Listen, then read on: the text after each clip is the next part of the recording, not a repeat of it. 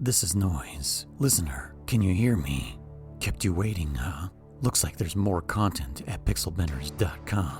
You'll have to click the link in the description below to access the site. You can send your questions to info@pixel-benders.com. If you would like to leave us a message, our frequency is 209-791-0995. Got it? Okay, you're ready to go.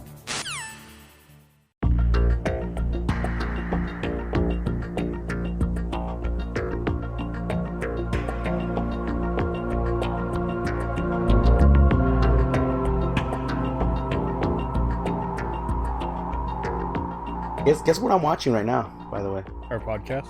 The part where Snake shoots the knife.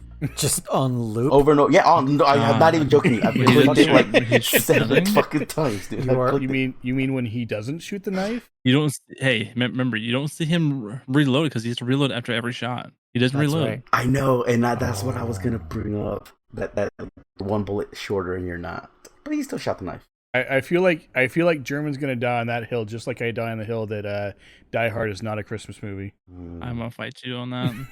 Everyone does. I just don't acknowledge Chris when he says that. I'm gonna fight you on that, and also your ranking of MGS2? yes, fucking worst last. Fuck, dude. Oh man. All right, well, you guys, that's our cold open right there. Yeah. Welcome to Codec Calls, a Metal Gear Saga podcast, where we play the Metal Gear games from 1987 all the way to the present in chronological release date order. I am one of your co-hosts, Luis, aka Noise, and then I have my two... Patriot. Okay, German says my two other patriots, German. Hey guys. AKA Riser Contra. And then we also have Chris. Hello. AKA Dammit Chris. And if anyone was paying attention there, we also have a fourth person. He shall not be named, but he might introduce himself. The Lalalulelo? The Lalalulelo. Say hello to the Unexplained Bacon. You can catch him on Twitch at twitch.tv/The Unexplained Bacon. That's all spelled correctly, right? Yes. Nothing crazy. You don't have any threes replacing E's. No, it is spelled correctly now after about 10 years of having it spelled incorrectly. Oh, did you have it as like XX_ the Unexplained Bacon _ XX? No, it was unexplained bacon. No, I was missing the I. Oh no, it was like that forever and you didn't even notice? Not until after I had already made the account for a while on PlayStation and been doing stuff, and then I'm like, wait, no, I'm stupid. And then I'm like, it's too late. Yeah. I've been trying to reclaim the name everywhere since then. That's why it is the Unexplained Bacon. Okay, so you didn't have the before it. Okay. Yeah. So it was just Unexplained Bacon. Yep. Back in the day, a good buddy of mine, talked live. He named himself Chip the Destroyer. I forgot. Oh no. and that was it. He was just stuck with it forever. The Destroyer. I would keep it just because that's hilarious. Yeah, and yeah, we didn't catch it on for a while. Then like we were playing for months. I think it was called Ghost Recon at the time or something. And we're like, wait a minute. We're like, Chip the Destroyer, dude. Hell of a spell that. He's like, oh shit. Dude, there's hella times where I've like when I'm creating an account, I have to pay attention because sometimes I type nose one. Oh, nice. And I'm like, wait, and I'll double check it. I'm like, no, I'm missing the I. I'm missing the I again. Yeah, imagine I would have been nose one, which would have been appropriate because growing up in school, that was the number one thing that, kids would fixate on my face was my ears and my giant nose. So I was like, that would have been a perfect fit.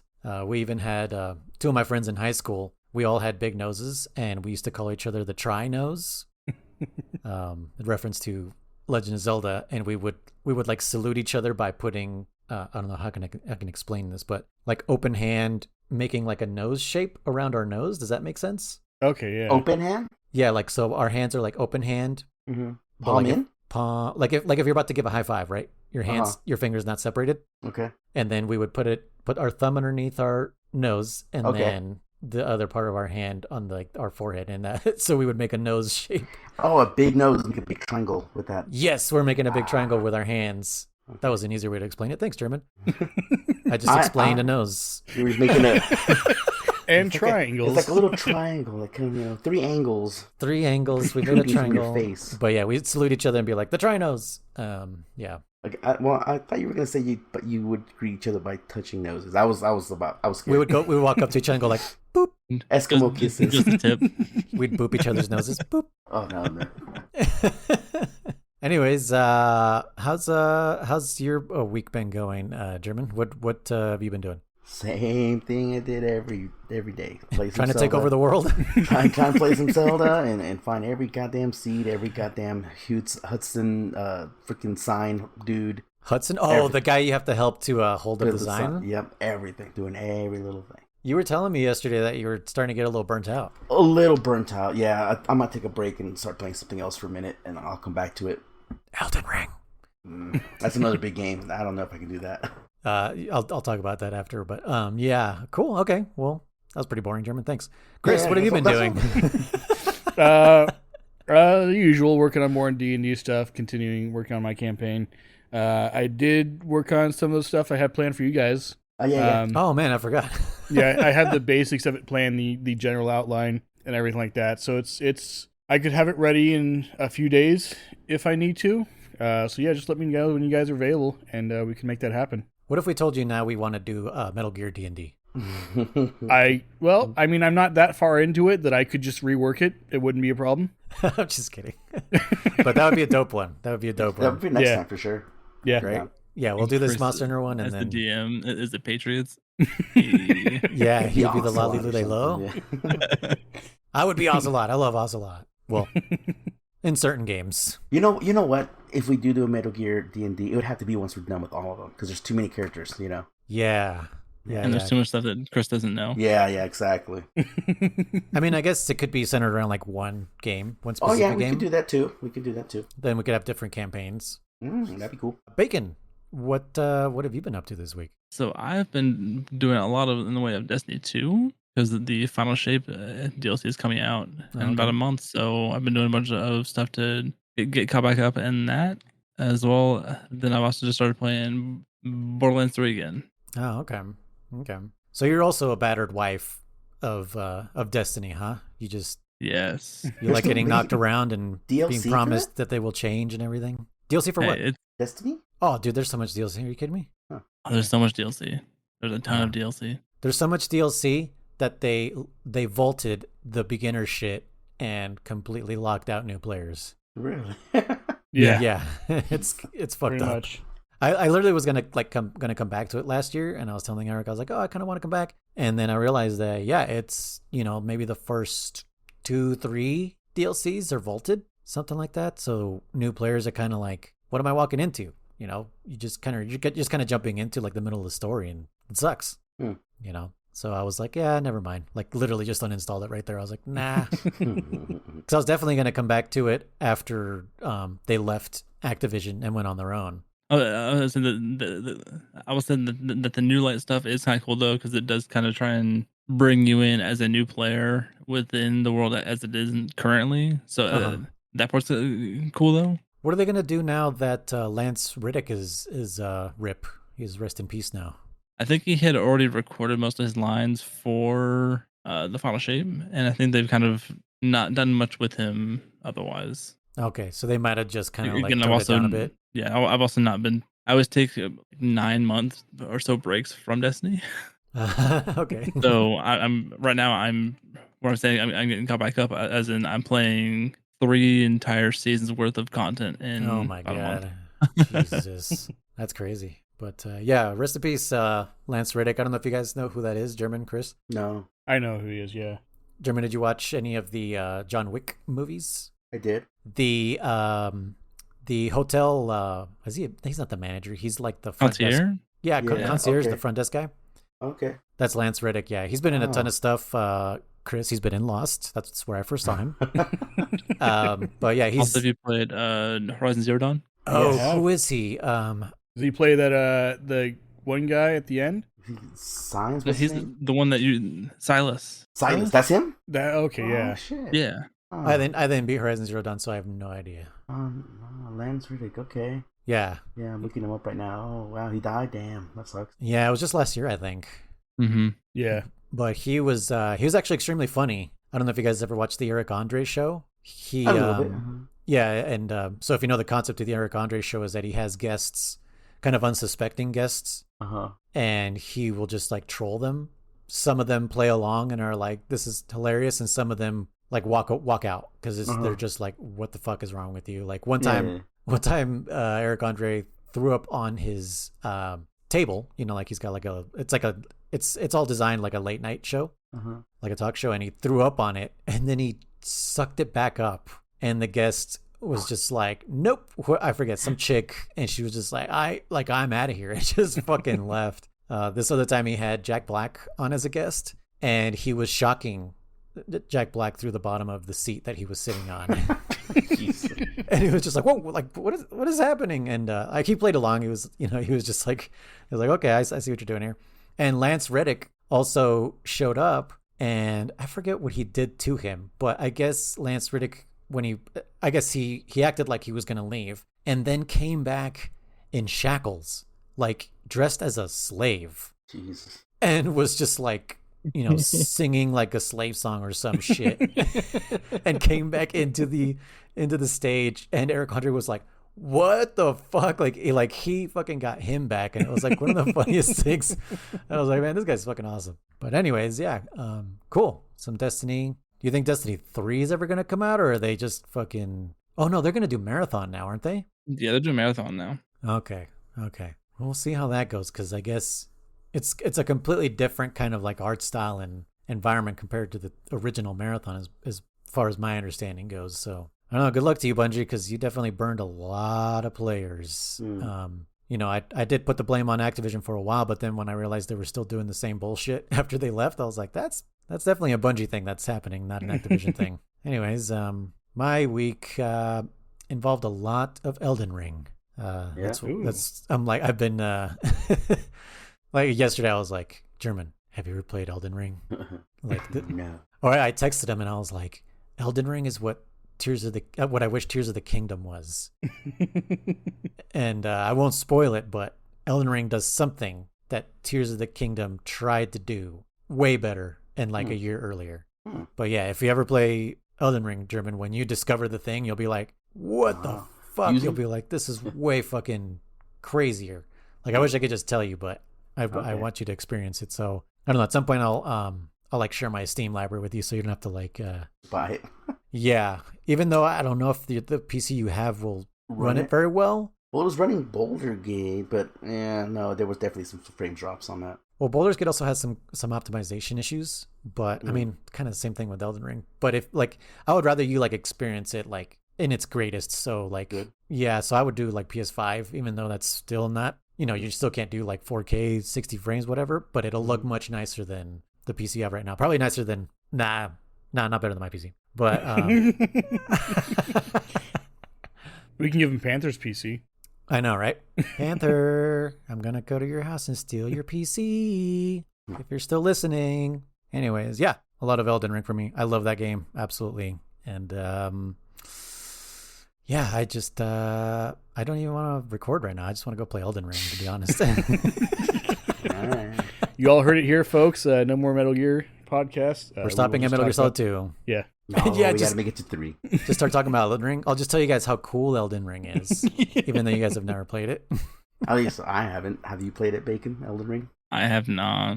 I've heard it's really good. I've heard great reviews from it, but again, I've heard a lot of great things about it. I'm not a huge fan of the Souls games. Yeah, I feel like they're hard because of clunky controls and clunky animations. So I 100% agree with that.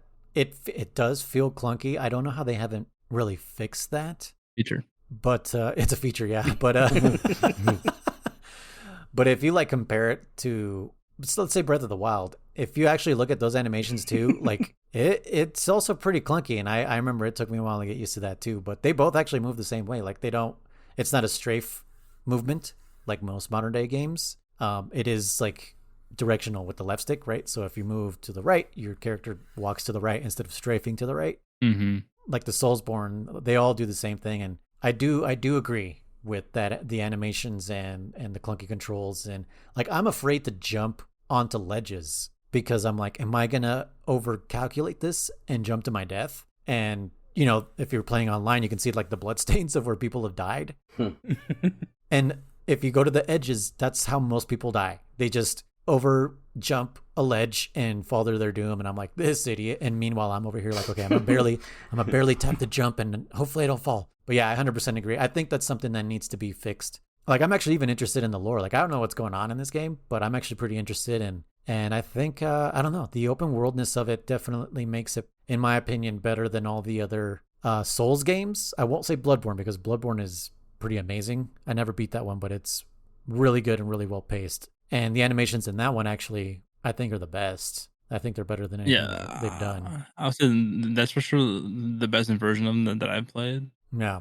But that was also really meant to be hyper aggressive, like, because there was no blocking, there was just dodging. Then if you went and you want your life back, you've got to attack. Yes, I really love that mechanic. That one was pretty dope. Another one that I need to try is Sekiro, but I've heard that one is really fucking balls hard. And I'm like, well, hold on, let me build up to it. Let me beat Elden Ring, and then I'll try my hand at Bloodborne again. That's I don't think I ever told you the story, German, but Bloodborne is like the first time your sister, my wife, saw me throw and break a controller. No, I remember the story. I didn't know it was Bloodborne. Yeah, it was Bloodborne. I didn't even like throw it. I just, like, if I were, the movement you make to like punch a cushion next to you. Mm-hmm. I did that with the controller in my hand, but there's no cushion next to me. It was the other side of the couch, and I just threw it like that into the ground. And your sister should have ran for the hills right then and there, but her mistake. She married me, so now she's stuck. Bacon, what is your history with Metal Gear? Because it sounds like you are an MGS2 fanboy, and Chris has hurt your feelings. Yeah, so I played MGS1 growing up, but that was so for me. I was in like first grade when I was playing that. Oh my god! Yeah. Actually, because I have a brother that is 16 years older than me, so I was playing it with him, and it was one of those classic playing with your little brother. Mm-hmm. So it's like, all right, hey, when you die, we switch. Then he would have really long turns. I have mine were really short, because when he would die, it'd be like, oh hey, we're at a boss fight. So I had really short turns, but so yeah. I remember growing up that my mom did not want me to play Metal Gear. But I'd be in my brother's room late at night and playing, so rules didn't apply then. So I just grew up playing that, and then when MGS2 was coming out, I remember because they had the demo for it with Zone of Enders, so we had rented Zone of Enders just to get the demo. Just for the demo, nice. That poor game, dude. No respect for Zone of the Enders. Then after that, though, like since my brother had lived with us until he was in his mid-30s, so it was a thing that we would have this thing. We had one PS2, so we would trade that back and forth at his room. So we just had one continuous save for both of us. So we were going through and collecting all the dog tags that way. So I just had really fun memories of playing Metal Gear Solid 2 and playing through it many times. Over and over, yeah. The replay value on this game is great. Oh yeah, I'm pretty sure we had saves that were in the 20s, 30s times through. Yeah. Okay, is it that this has a lot of replayability, or is it because that was the only thing that was out at the time that was worth playing over and over again? I'd say it's got great replayability, because I mean it encourages you to get dog tags on multiple difficulties. Mm-hmm. So it definitely encouraged you to get better at the game, right? It wasn't just like it was like their version of trophies before trophies were a thing, right? Yeah. Mm-hmm. 100%. So they encouraged you to, because you were like, hey, in the first game I got infinite ammo, bandana, and stealth camo. So how do I get that in this game? I mean, they've shown the stealth camo, so it's got to be in the game, I hope. And if you're a dirty man like me, I got the strategy guide, and I was like, this is how you do it, and you would get the different. Oh, the God, I hate writing. We'll talk about that. You would get freaking wigs. Yeah. Did you know that, Chris? You get wigs. I did not know that. Yep. Yeah, The cool thing for Snake is, hey, infinite ammo because I got the The bandana. bandana. For Raiden, it's like, oh, infinite ammo. I got the fucking brown wig. Yep. Jeez. Yep. And there's a blue So wig for for water, right? oxygen, To breathe yeah, under- something like that. Why? Yeah. Why is that one of them? Yeah, right. No. So what was kind of cool Why about is the Snake hardest one The water. O2 gauge? for freaking Snake, the camo was a regular size bandana, and you could see it like the bandana would just be floating around, right? Yeah, you could see But it. if you did the infinite ammo, Chris, bandana was fucking long, and it was It just was wavy. super long, yeah. It was short. Yeah, it was just long as fuck. And it looked pretty cool. I remember just running around with that bandana. Oh, it was so much fun. But yeah, for fucking Raiden, it's fucking wigs. I remember that's another reason I was like, are you fucking kidding me? The stealth wig, it's visible, so there's just a wig running around the fucking stage. Oh yeah, that's right. It's Yeah, so yeah. dumb, dude. Oh man, and One their long thing- hair. They weren't even like different like styles. It was just his long blonde hair, and colored hair. Yeah, it's just colored hair. And I think this is something new that they added to the HD collection that I didn't notice until this time. But I think if you beat it, is it once or twice, Snake has like sunglasses on. Huh. Yeah, and same thing with Raiden. So like on the next playthrough or the third playthrough, like they have sunglasses, and it's so fucking annoying. I wish I could take them off because I'm like, are you fucking kidding me? Like I don't want to look at these guys with, and they don't even look like stylish sunglasses. They look like sunglasses that belong on a different model. Like it's just they don't fit their faces. It's really dumb looking. Are you looking at it, Bacon? I am. I'm also gonna look at it right now. Yeah, go look at it. It horrible. looks bad. It's like they're not even like black sunglasses. They're like gray or some shit. They're really weird sunglasses, and yeah, I hate it. I think that's an HD collection thing because it happened to me on the PS3, and I was like, damn, did I not beat this game multiple times on the PS3 HD collection? Because I don't remember these glasses at all. I just searched up Snake with sunglasses, and I got fucking cartoon snakes. So I put Solid Snake with sunglasses. Cartoon snakes. Like little drawings and shit. Okay. One Yeah, of them's got like the Thug Life sunglasses on them. Pretty much. Oh wow. And you can't take them off. Huh? No, they're just there. What the fuck? They're not part of the inventory. They're like when you beat MGS1 twice, right? You get the tuxedo, and what's his face looks like Spider-Man. So it's kind of like the same thing. But yeah, so you're oh, go ahead, Bacon. Oh, I just went down a whole nother rabbit hole of that's gonna eat my money. So He's like, I gotta get these. there is glasses. McFarlane toys for Metal Gear. Yes, Oh, man. yeah. Don't. Dude, I back in the day almost bought some really cool figures from Metal Gear Solid from I think it was Play Art Sky or something like that. Fucking like $200. God, I'd be regretting not buying them. But There's a full set of 8 for 600. Jesus, yeah. That's a deal. Right? The one thing I do want to do is somebody on the internet put together a Lego Metal Gear Rex, Oh, nice. and they have listed seen all the that. pieces. And one day I'm gonna print this list out, go to freaking a Lego shop, and I'm gonna be like, I need these. Find me these. Just go to the Lego site. I tried, but for some reason, some of those parts aren't showing up. Really? Oh, really? Yeah, because I even told my wife, I was like, if I find all these pieces, can I get this? And she's like, yeah. And I think it's like over $100. But I've seen them. Oh, good. but yeah, it just wasn't like some of the pieces were not showing up. How big is it? Pretty decent. I would say over a foot tall. So that's not bad for all those individual pieces for over $100, just over $100. Yeah, I think that's why, because it's not super tall. I mean, because a foot is really not that high.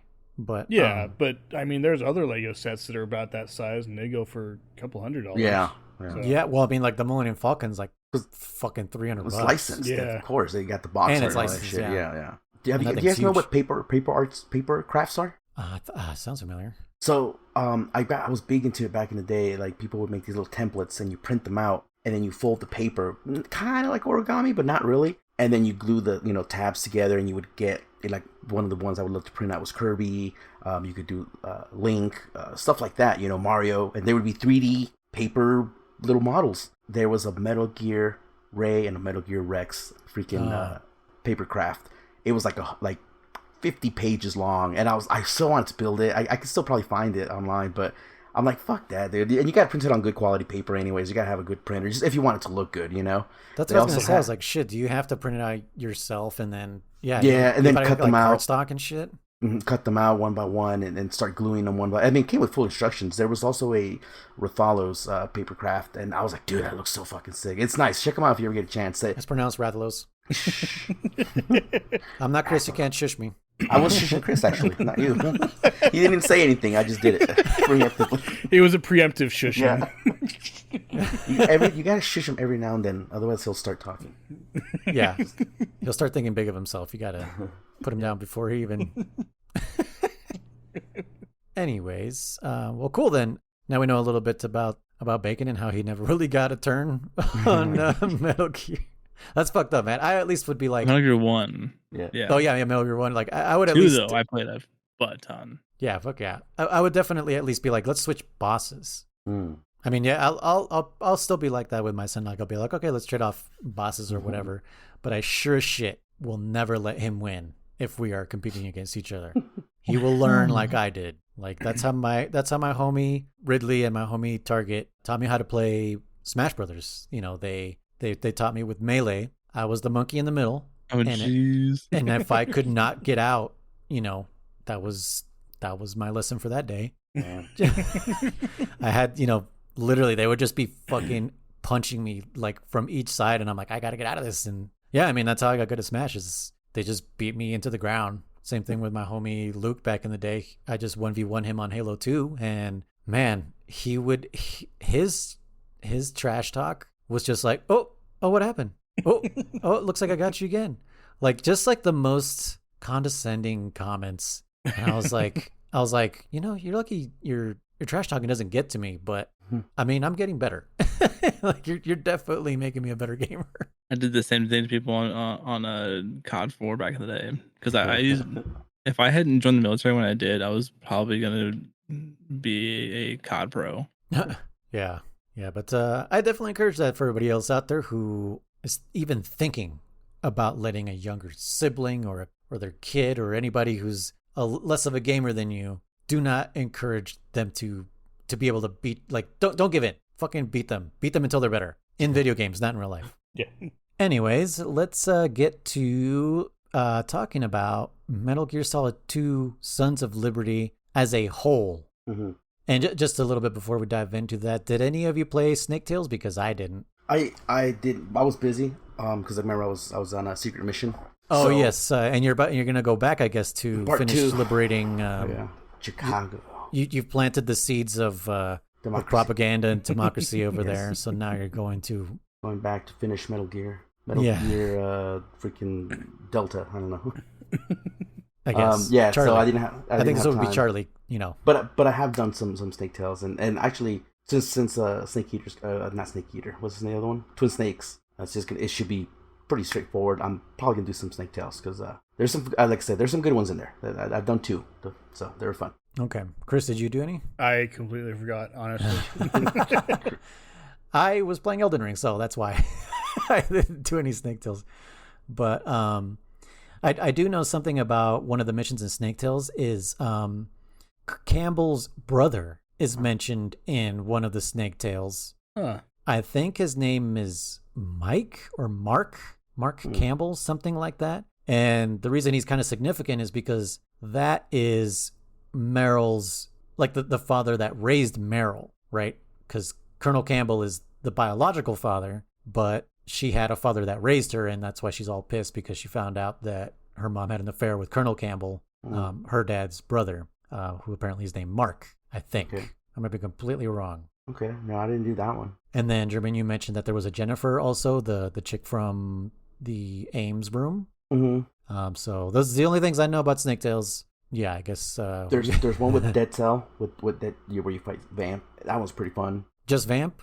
Yeah, he's the only one you fight in that one. Oh, okay. But it's pretty much an alternate universe because in that one, you're Snake in the fucking big shell, and you go. I don't remember the full details, but you're pretty much taking the place of Raiden, and then you go and you fight Vamp and stuff, and you know, because you got to read. Unfortunately, the thing I love to do, and it pretty much tells you that the commander, fucking Jackson, right? Or Fortune's husband, how he was locked up in prison and stuff. They tell you a little bit more about that, about how he was quote unquote accused or framed for stealing money, something like that, something simple, and sent to jail, and then he died in jail. Yeah. But it actually turns out that it was real. Like, he really did steal the money. He really did do the crimes he was accused of, according to the Snake Tales. And then, like, I think his death was also planned out by the Patriots to get Fortune to, to play along, with their agenda. It was pretty fun. Like I said, just fighting Bat Snake is kind of cool. There's one that I did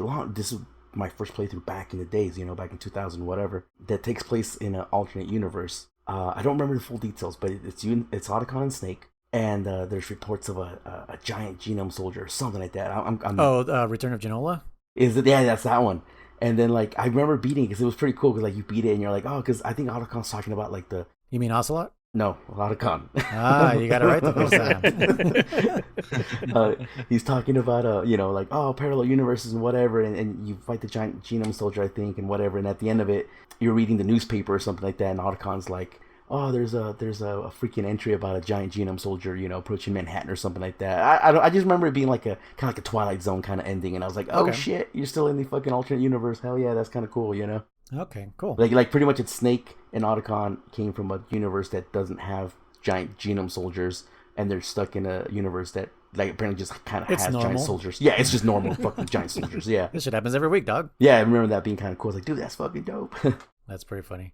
Bacon, have you ever played through the Snake Tales, through the Substance stuff? I've not. I never played through them because I never had Subsistence version of the game until 10 years later.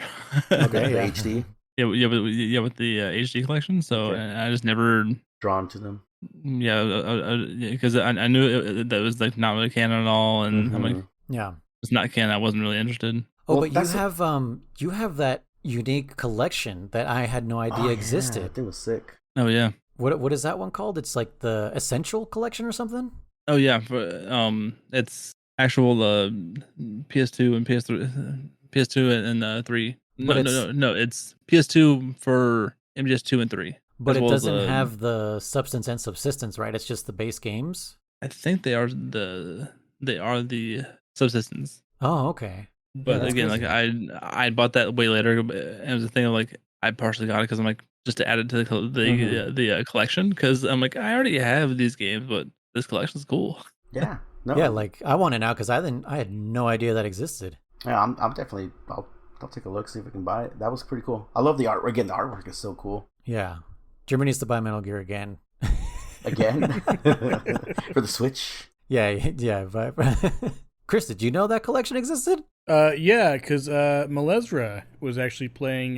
He actually played Metal Gear Solid 3 on his Switch. No, not that version. The fucking Essential Collection. Oh no, I didn't know about that. No. Of course you didn't. Chris, yeah, I know. Like, oh no, then I didn't know. Yeah. No, I didn't know. But they did. Yeah, the Master Collection I think is on everything except previous gen consoles, not including. Yeah, I'm not getting that junk. Yeah. They don't have a demake of it. A demake of it? Yeah, play it on PS2 or on Switch. Sorry, that'd be worse. Play it on Switch. Which is worse than PS2? No, I don't know. I'd say yeah. I think so. I think it depends on what you're doing, but yeah, I agree. Wow, damn. Sorry, man. The Switch is hey, showing its age. Shit, it'd be better on Steam Deck. Yeah. Yeah. But yeah, Snake Tales. I'll still play through them when I get a chance here, maybe when I get back. But otherwise, I think let's get into the meat of the game. Get to nitty gritty. To the nitty gritty. Anyways, Metal Gear Solid 2. Yeah. So, Chris, we didn't really hear too much from you actually in the last two episodes. When I listened back at the editing, I was like, we were just talking over Chris this entire time. Chris would laugh here and there, and then he would say something semi-interesting, and they would cut him off. So I definitely want to hear more from you as to what you think this game was about, what it meant to you. Yeah, I mean, just we already got your ranking for it, like, you know. My overall thoughts, yeah. Bacon is hurt deep. You cut him deep. And, now you know how I feel about the knife. Bacon. That's how I felt. But you're delusional. When they told me that you said that no, Snake never shot the knife, I was like, are you kidding? Like, you hurt me, man. It hurt. I thought you were going to agree with me. No. Not at all. I love that. No. So yeah, Chris, give us the lowdown. What What do you think this game was about? Well, it's sort of difficult for me to make a connection between the tanker and the I can never remember the name of it. Big Shell. Big The Shell. plant. Yeah, plant. Thank you. Always remember the plant because German thinks grenades are plants. Oh, planted there. Okay, I get you. Yeah. The play on words. German. Not plants that need the sun to grow. Photosynthesis. Yes, photosynthesis. Thank you. I forgot the word. No, it was that was a bit of a rough transition, I think, for me, and it took me some getting used to for sure. I think if I had played straight from one to the other, it would have been a little bit better. But because of the break, it was a little bit jarring. Yeah, but no, the game, like I said, I enjoyed the game mechanics. It was definitely a step up from MGS1. I will say that. The only thing that got to me was the unnecessary cutscenes and everything. But I know we're not really going to that right now. But yeah, so as far as like what it meant to me, I really enjoyed it for the most part. I enjoyed the gameplay mechanics, the way it worked. It was smoother, right? Yeah, definitely smoother. I think one of the things that you and German had talked about with MGS1, and I didn't really notice it until after we talked about it, was in MGS1 when you turn around, there's like that frame of like you're partially turned around and then you turn around, whereas in this it was like so much smoother. It was just much snappier, a lot more, what's the word? Like natural feeling. Mm-hmm. So yeah, in that sense, it was definitely a step up. But as far as like, I don't know, it being an adult, I think it was. I think I reacted differently than you guys did as teenagers or younger children or whatever. Yeah, like that. It didn't hit me as much as like, oh my gosh, yeah, that is what's happening and everything. Mm-hmm. And I think we had touched upon this in either the last episode or the one before when we were talking about like how I can see at a younger time you would think like, oh my gosh, yeah, that is what's happening. But then as an adult, as I was watching, it's like, yeah, but it's vague enough that it fits many things, but also it's specific enough that you can like, oh yeah, that is exactly this, It's to me, it's kind of like any pseudoscience. So like astrology, stuff like that, where it's like you can put anything in there and, oh yeah, that totally fits me. But yeah, that fits a lot of people, But there's also going to be something specific enough in there like, oh no, I have dealt with that or I've gone through this before and it doesn't fit other people necessarily. But it's just one of those things where they know what they're doing, and they know how to write it in a way that it's specific enough that you will claim it as you, but vague enough that it fits many, many people. Mm-hmm. And so that's kind of what I viewed it as an adult playing it, was that it was it's just like I said, it's vague enough that it can fit many situations. And I'm sure if we were to visit this again in 20 years, there would be another situation where, oh yeah, it's just like that, Are you saying the story overall is like that, or are you saying like Raiden? I guess sort of Raiden, yeah. Like he's just like the every person, like the way the story was told was kind of like so that anyone could interpret it. No, I guess more in the sense of like the whole, because you guys talked about like government conspiracy and stuff like that, right? Okay, and how it fitted at the time and everything. I think in that sense, it's one of those things where it's generic enough that you could say, oh yeah, that definitely fits for that time, or that fits for this period, or things that are happening now. Even it's close enough, whether as opposed to like taking specific parts of history or something, but it's also vague enough that it fits. Or no, it's vague enough that it fits many things, but specific enough that you can also make those like direct connections, Okay. Like you had talked about when you guys were younger, like, oh, that is what the government's doing, and that's what I believe, or stuff like that. So yeah, okay, I get what you're saying. Because yeah, we did talk about that, a few episodes ago. Like you said, that yeah, it's the way the story is conveyed can fit any moment in history. Yeah. And I never thought about that until Chris mentioned it, and I could see that. Like I said, obviously when I'm playing this game, I'm thinking back to when I played it in the early 2000s. So I still reference it to what was going on then, but you could easily adapt it for what's going on today, or what's going on in 10 years from now. Yeah, it's open ended almost. Yeah, exactly. Yeah. Yeah, it's not locked to time. Yeah, mm-hmm. It's not a period piece, which I think makes it good, because it's. And that's what makes it a timeless classic. It can be enjoyed at any time. You don't have to worry about like, well, for example, there's an old game, Medal of Honor, Allied Assault, which takes place during World War II during like very specific missions. You can't play that now. Oh, that's the Iraqi War. That's anything other than World War II. It's specific to that. Yeah. Whereas this, it's set in a specific time, but it doesn't reference anything specifically from that time period. Yeah, even like the presidents are all fake. There is no real world attachments where you could, like in that game you're talking about, the president and the leaders are who they are in real history. So you can't say it could be mistaken for any other timepiece. Yeah. It's not. It's set there. Yeah. Well, like I think one of the examples we had talked about in our last episode was the whole like controlling information and everything on the internet. When this game first came out, the internet was still relatively new, so that wasn't as much of an issue. Whereas today, you guys talked about like TikTok or we had all talked about like TikTok and YouTube and all that kind of stuff, where people are just saying whatever, and it's just content or context versus content or whatever. Yeah, creating context.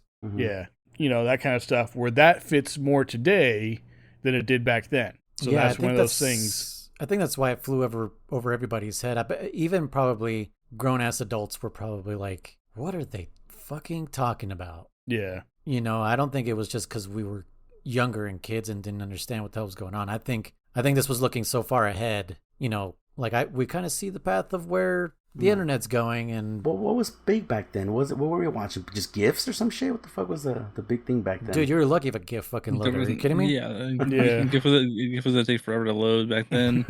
Yeah. Dial-up, dude. Yeah. I'm trying to think. If you're lucky, DSL.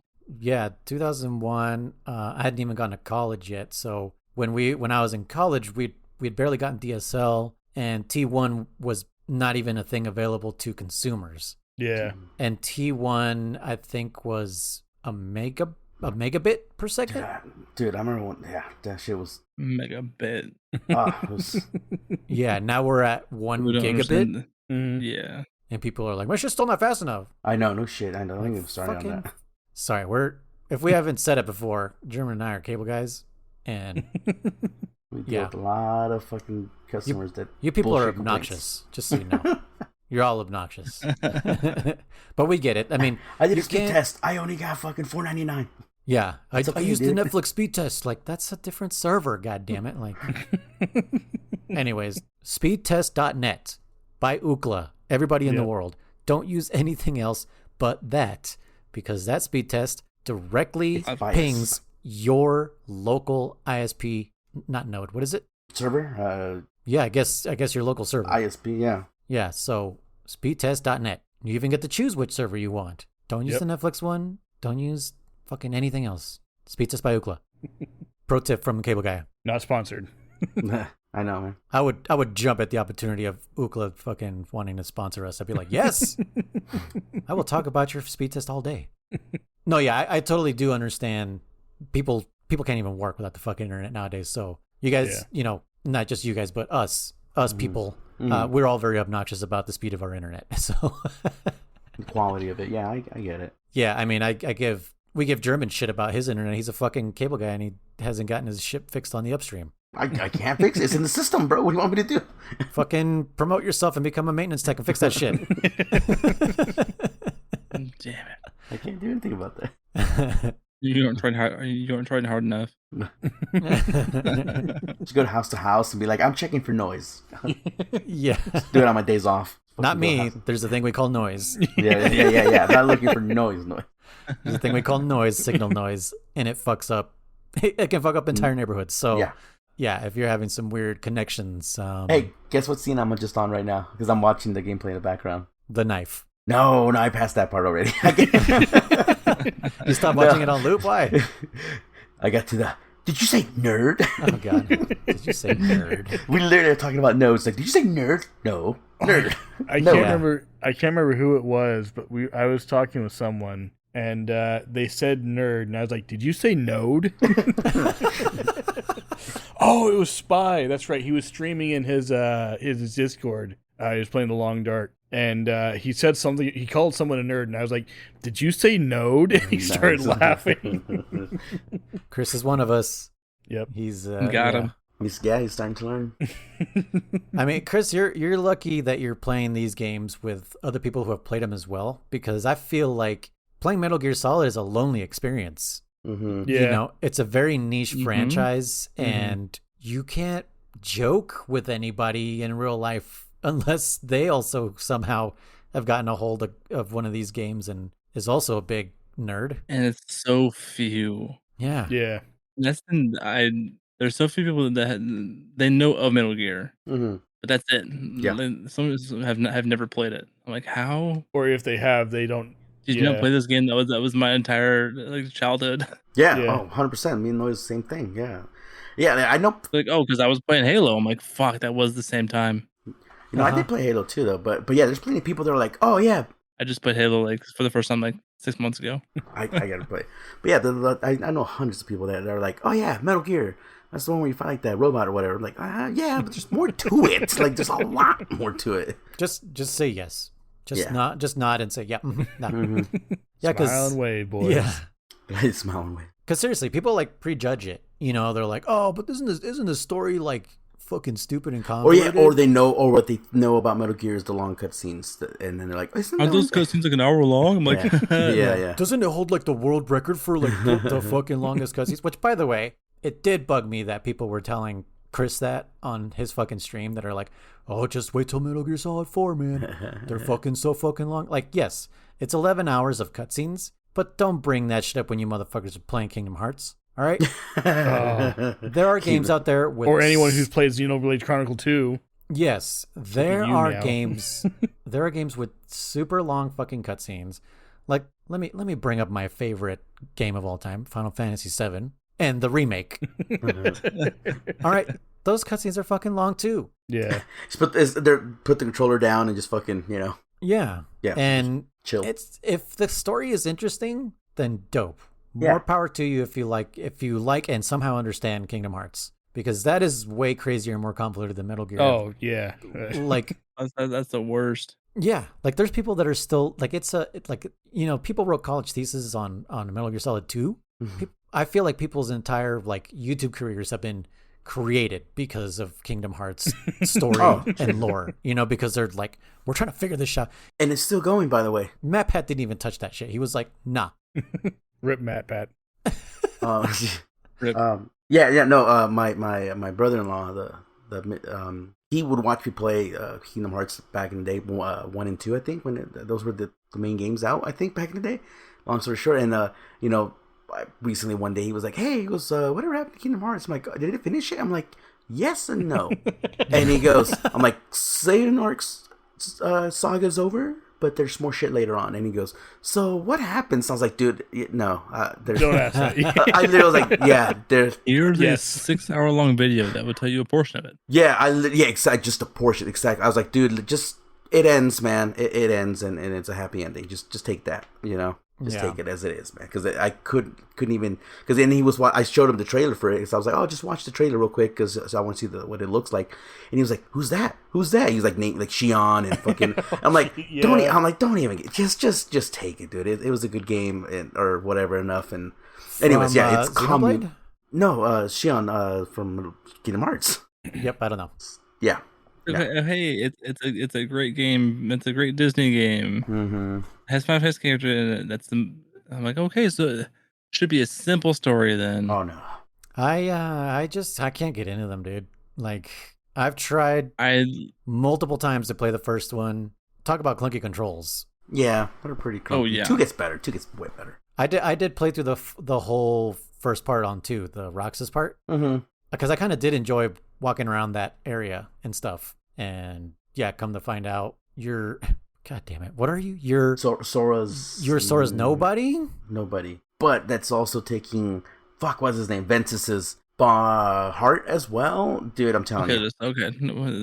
I don't know what the fuck you just said. I understood half of it, and you only said like 10 words. Ventus was another character from before Kingdom Hearts 1, and he lost his heart, and his heart went to reside inside of Sora. So when Sora lost his heart, Roxas was born, but that's why Roxas doesn't really look like Sora too much. He looks more like Ventus because of the Sora was housing Ventus's heart. Yeah. And then Vanitas No, okay, was stop. And This he is looks for- like Sora, even though he shouldn't look like Sora. This And is no one- for Kingdom Hearts podcast. I This know, is for the Kingdom Hearts podcast. No, it's complicated as fuck. I know it. I know it. Just like Metal Gear, like I know it. But when you say like what happened, you're like fuck, I don't know how to explain it. It's like where do you start, dude? No, you know, yeah, just for sure. like with Metal Gear, you know, like that one episode that I felt was like sorry. I felt bad where I was like, sorry guys, there was just a lot of talking in this episode. It wasn't a lot. It was hard to like really. It was the one part with the president and where you first find out about the Patriots and stuff like that. You know, Yeah. it was like what did we talk about? Because they talked about a lot of shit, and it's still kind of hard to convey it. Like in my head, I know what they were talking about, but putting it out there, it's just kind of hard, you know. Yeah. Yeah, and just another thing about Kingdom Hearts is what interests me is the Final Fantasy characters. But I don't give a shit about the Disney characters, and I don't give a shit about the made up characters. Okay. I pretty much just realized I just want to play Final Fantasy. Did you want to Like, why the fuck am I playing this game? I just want to play Final Fantasy. Yeah. Because yeah, when I saw Squall, who his real name is Leon, I was like, oh shit, from Final Fantasy VIII. 8, right? Okay, I couldn't remember if he was 8 or 9. Yeah, and It's so good. and Titus, Waka, and who else is there? Does Yuna show up also? No, not Yuna. No. Oh, Riku. Riku? Yes, yeah. Oh, She's from in there. Final Fantasy X. I was like, oh, that's pretty dope, you know. And anyways, Wait, Riku's from Final Fantasy X? I thought he was not original to- no, female Riku, Oh, Final okay, Fantasy yeah. Riku. the real Riku. Okay. Not the pseudo Riku. Got it. Right. Yeah. Okay. So Chris hates Metal Gear Solid 2. We got it.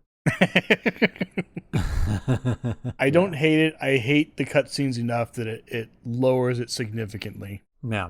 Bacon, what's your analysis of this game without giving any spoilers away? Pretend the next couple games don't even exist. Right. What did you take away from this game when you like first played it versus like how you played it now?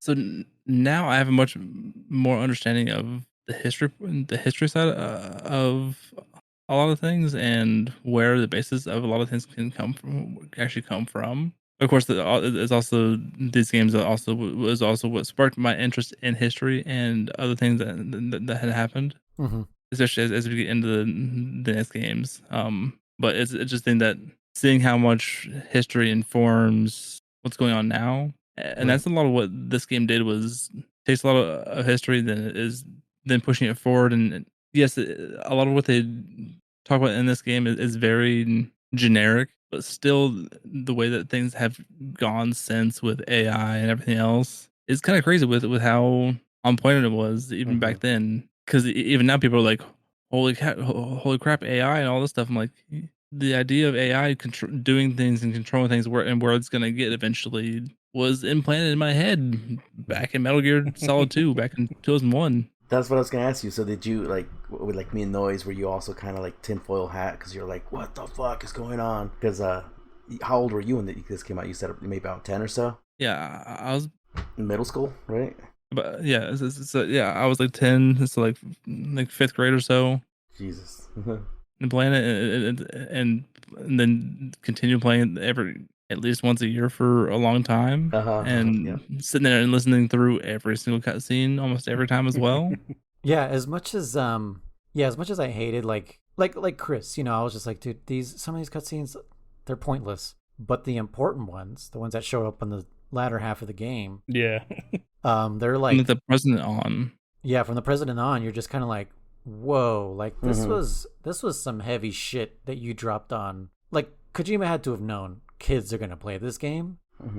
Like what a bunch of fucking heavy shit to just drop on a kid's head. Like I think Bacon, are you the youngest of all of us? I think so. I believe so. So yeah, so you're saying you were in 5th grade. So yeah, like you said, about 10, 11 maybe. Like hearing this shit for the first time, like AI and all this stuff, and man, I don't even know what that would have done to my brain. I graduated high school. Like for me, like that's even went on to. I've been thinking about while I've been listening to you guys though is that really Metal Gear has kind of like shaped my career in the long term because if you guys don't know, I work in cybersecurity now, so the whole thing of AI and everything, GW. You're the real life Emma. Yeah, so like, and then now in my head I'm thinking like, wait, them even being able to plug that thing in to do that, like my job now is to like part of it is securing, so you can't just plug shit in like that. Right. Like man, like you couldn't even do that shit like that. Like Not unless you're a transformer. yeah, It's like the only tech that would get through that kind of shit. like that shouldn't be that should have been blocked as soon as it got plugged in. But like, Yeah, Emma's virus. I was very interested in technology, and that kind of just informed it more, and I kind of knew where things were going to go. So like when I was getting out of high school, I already knew like, oh hey, like cybersecurity is gonna be a massive thing. So I went, and that was before people really realized it, how important it was going to be. Yeah, I never really thought of that. I think for sure Otacon and MGS1 influenced me to, as Snake would put it, become a hacker. Hacker. Are you a hacker? Nerds with computers. The nerd? Are you a node? Hey, Otacon. so hold on. So we just got a little bit more info on Bacon here. So Chris, you were all like, I could dox you if I wanted. You could not dox. No, Bacon will freaking reroute you to freaking China or something. No, all I meant was I know his address. That's all. He has my address, but yeah. Yeah. I mean, Chris found me from a fucking... Oh, yeah. I took a selfie, I think, in my backyard from my new house. Yep. And he was like, is this your address? And sent me Taco Bell. I was like, you fucking asshole. So, like, God damn it. So Bacon, yeah. So when I heard that story, I thought it was hella funny. So I moved recently. Be wary, listener. Don't. Yeah. Don't ever send any kind of picture to Chris. So I was like, Chris, I heard you did this. I'm like, and I sent him a picture of my from Google Maps. And I blurred out the street numbers. I blurred out everything. I'm like, here you go. And then he didn't respond, didn't say shit for like a week. 2-3 weeks went by. And I was like, what the fuck, dude? I was like, he's not going to try to find my house. Like, whatever. And then, I even asked him, like, hey, dude, are you even trying to find my house? And he kind of nonchalantly blew me off. And then all of a sudden, one day, my wife goes, gets the mail. And she goes, oh, this letter came for you, right? And I was like, huh. And it just said, German Castillo. Yes. And I was like, huh. And I opened it up. And no return address, by the way. No return, yeah. And I did freak for a fucking millisecond. It was like what do you call it? Like a madman. Like it was a ransom note. Yep, yeah. cut out. Oh my God. And I'm reading it, and I'm like, what the fuck? And it says, return the book or give. And I was like, what the fuck is this shit? I was like, I'm thinking my neighbors are pissed off. I missed the book part, but it said return the. And I'm like, did I do something like in my front lawn and someone's pissed off that I did something? Dyslexia kicked in and he was just like, I don't know what it says after this. Yeah. But then towards the end it says, or return it to Bonnie, one of my cousin. And I was like, and my wife's like, what's that? I'm like, I don't fucking know. I'm like, where did you get this? She's like, the mail. And then I read it again and it was like, return the book or return it to him. Like, oh, God damn it, Chris. I was like, read the book or return it to Bonnie. Yeah. And then the instant I was like, you piece of shit. I sent him a picture of like, I'm like, you got me, dude. I was scared for a minute. I'm like, what the fuck is this shit? Yeah. Oh, yeah. Man. I guess I borrowed a book from Bonnie and returned it from yet, Chris. or read it.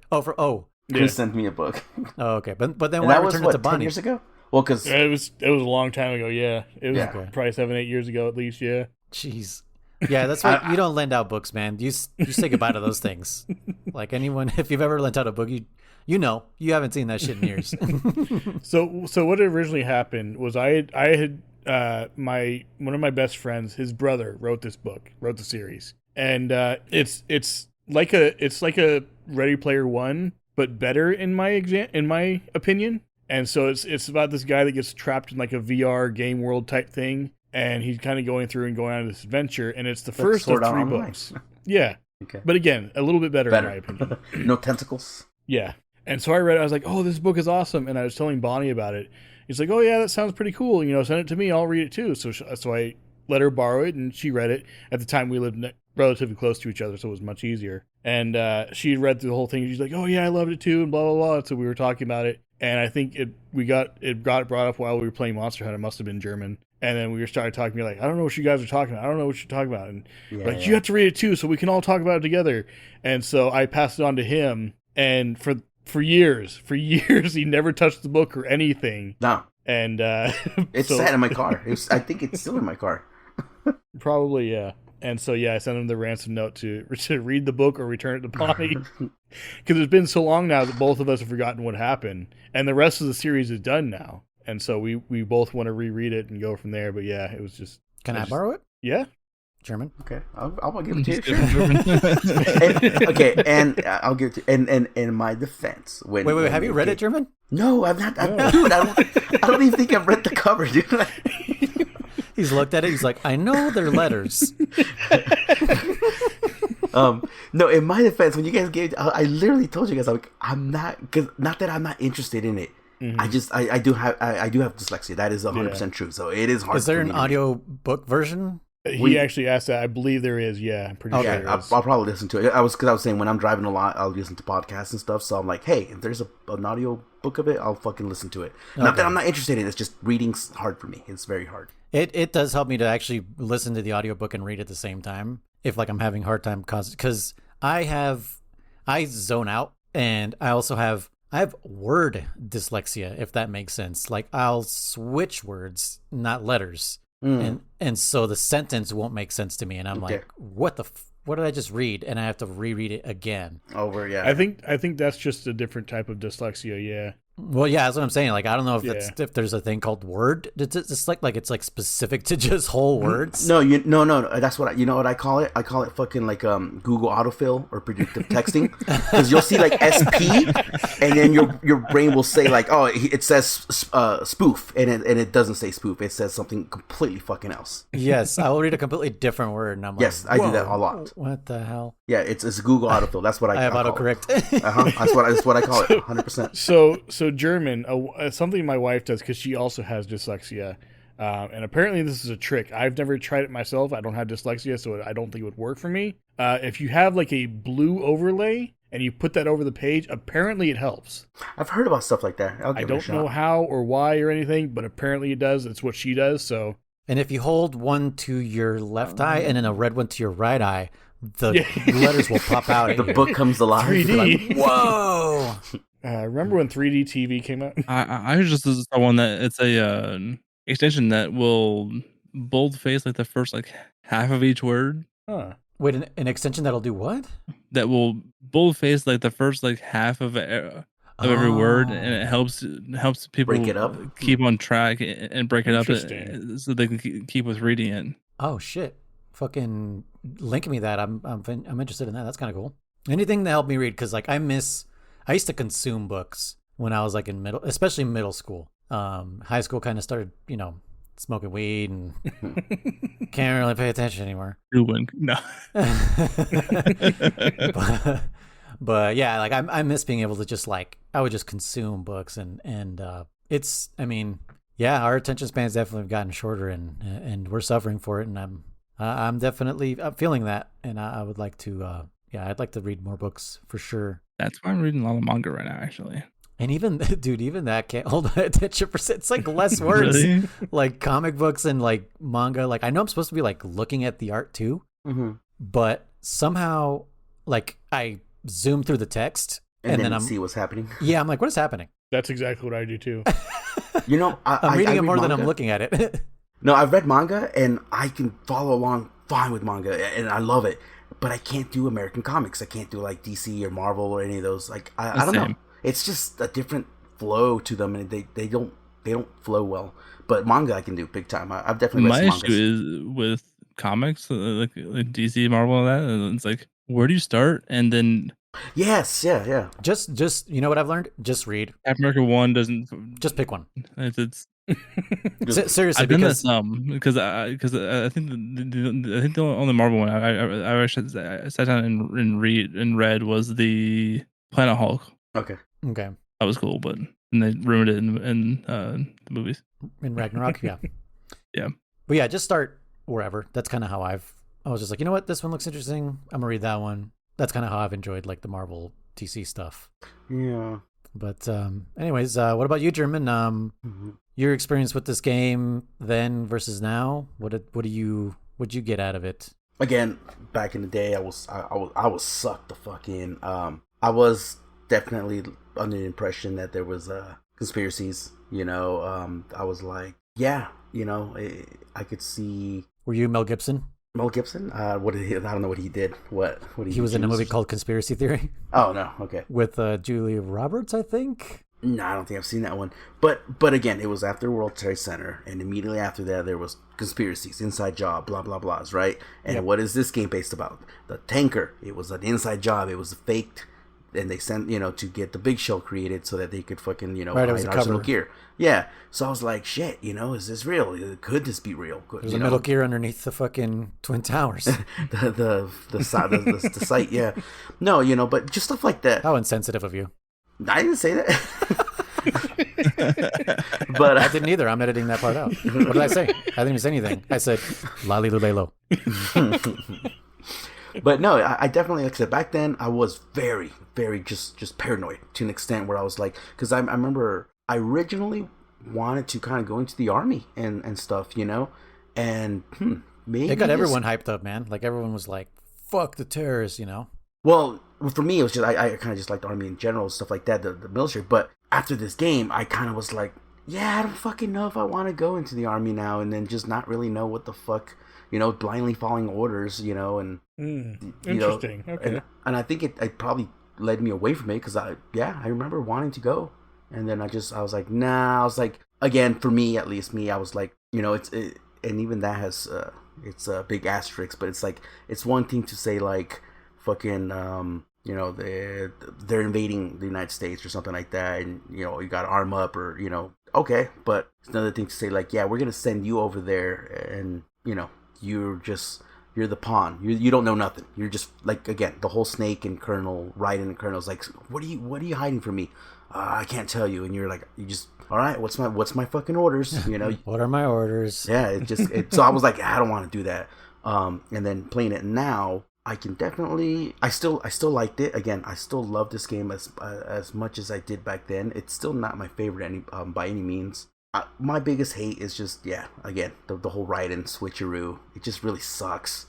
And it feels like a fucking personal attack, doesn't it? Well, and especially because then I remember buying Substance, and I ended up selling it because I was like, oh, we're going to get to play as Snake. Now we're going to see what Snake, even if you didn't do the whole game as Snake, let's just say, I thought we were going to see more of the Shell 2, because Snake was over there a lot more. Right. He disposed all the bombs on that side. There were a lot of there were a lot of struts that we didn't get to. Yeah, there was like two or three that you don't get to ever see. You're gonna. And I was like, oh, you're gonna get to fight Fortune and on the Arsenal gear. Just pretty much everything that Snake did. That's what I thought we were gonna do, and it wasn't. They should have fucking done it. And so again, I was disappointed in the whole concept up to Substance.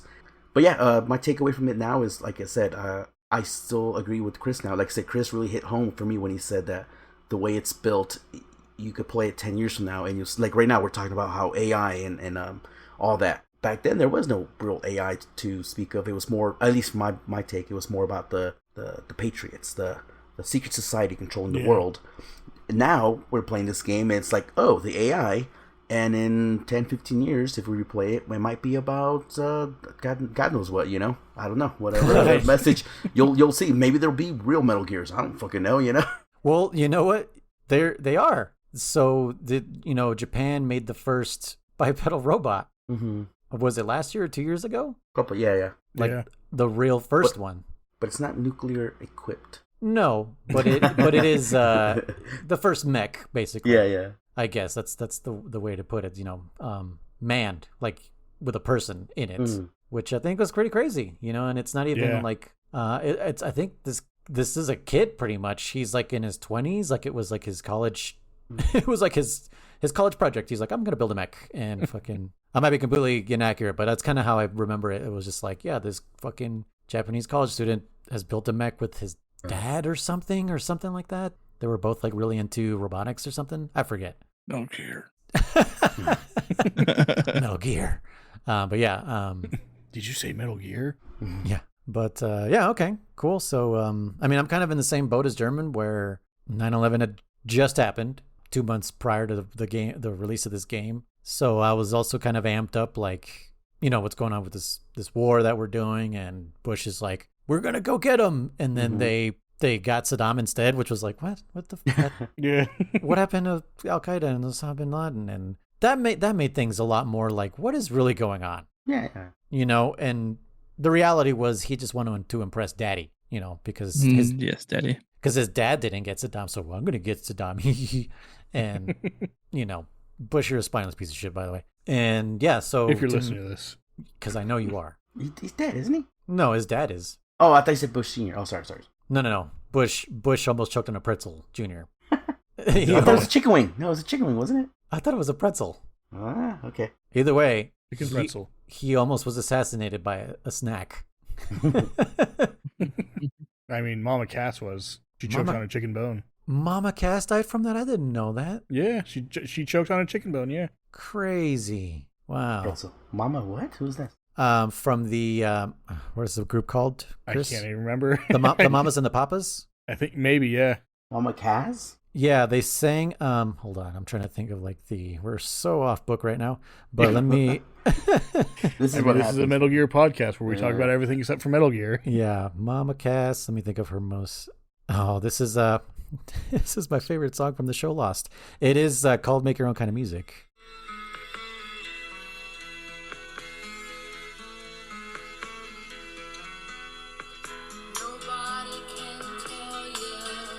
No, I don't know. Have you guys ever heard of "Dream a Little Dream"? Mm-mm. Dream a little dream of me. I think so, yeah. Yeah, so that That's one. her. Okay. Anyways, But yeah, anyways. what the hell are we talking about? Oh, yes, I also had my tinfoil hat on. Definitely influenced the way I thought for the rest of my life. The first one had already made me very anti-war. So even though I was kind of hyped up about the whole 9/11 thing, I kind of had the same mentality as German, where I was like, that ain't me. You know, I'm not mentally equipped to go overseas and start shooting a bunch of strangers who, you know, have their ideas, and they're pawns and peons who are following blindly and don't really know what the fucking cause is, you know. As Meryl put it, war is ugly. Yeah. That's how I ended up for the rest of my life, pretty much. Is just like, nah, that's not gonna be me. If anything, I'll go into cybersecurity myself. But but I didn't. Instead, I went and I became a programmer. Man, that degree is working out so well for me 20 years later. It's great. I love it. Tell us more about your programmer job. I'm looking at my diploma right now. It just stares at me every day going like, hey, remember me? I cost $27,000. Dope.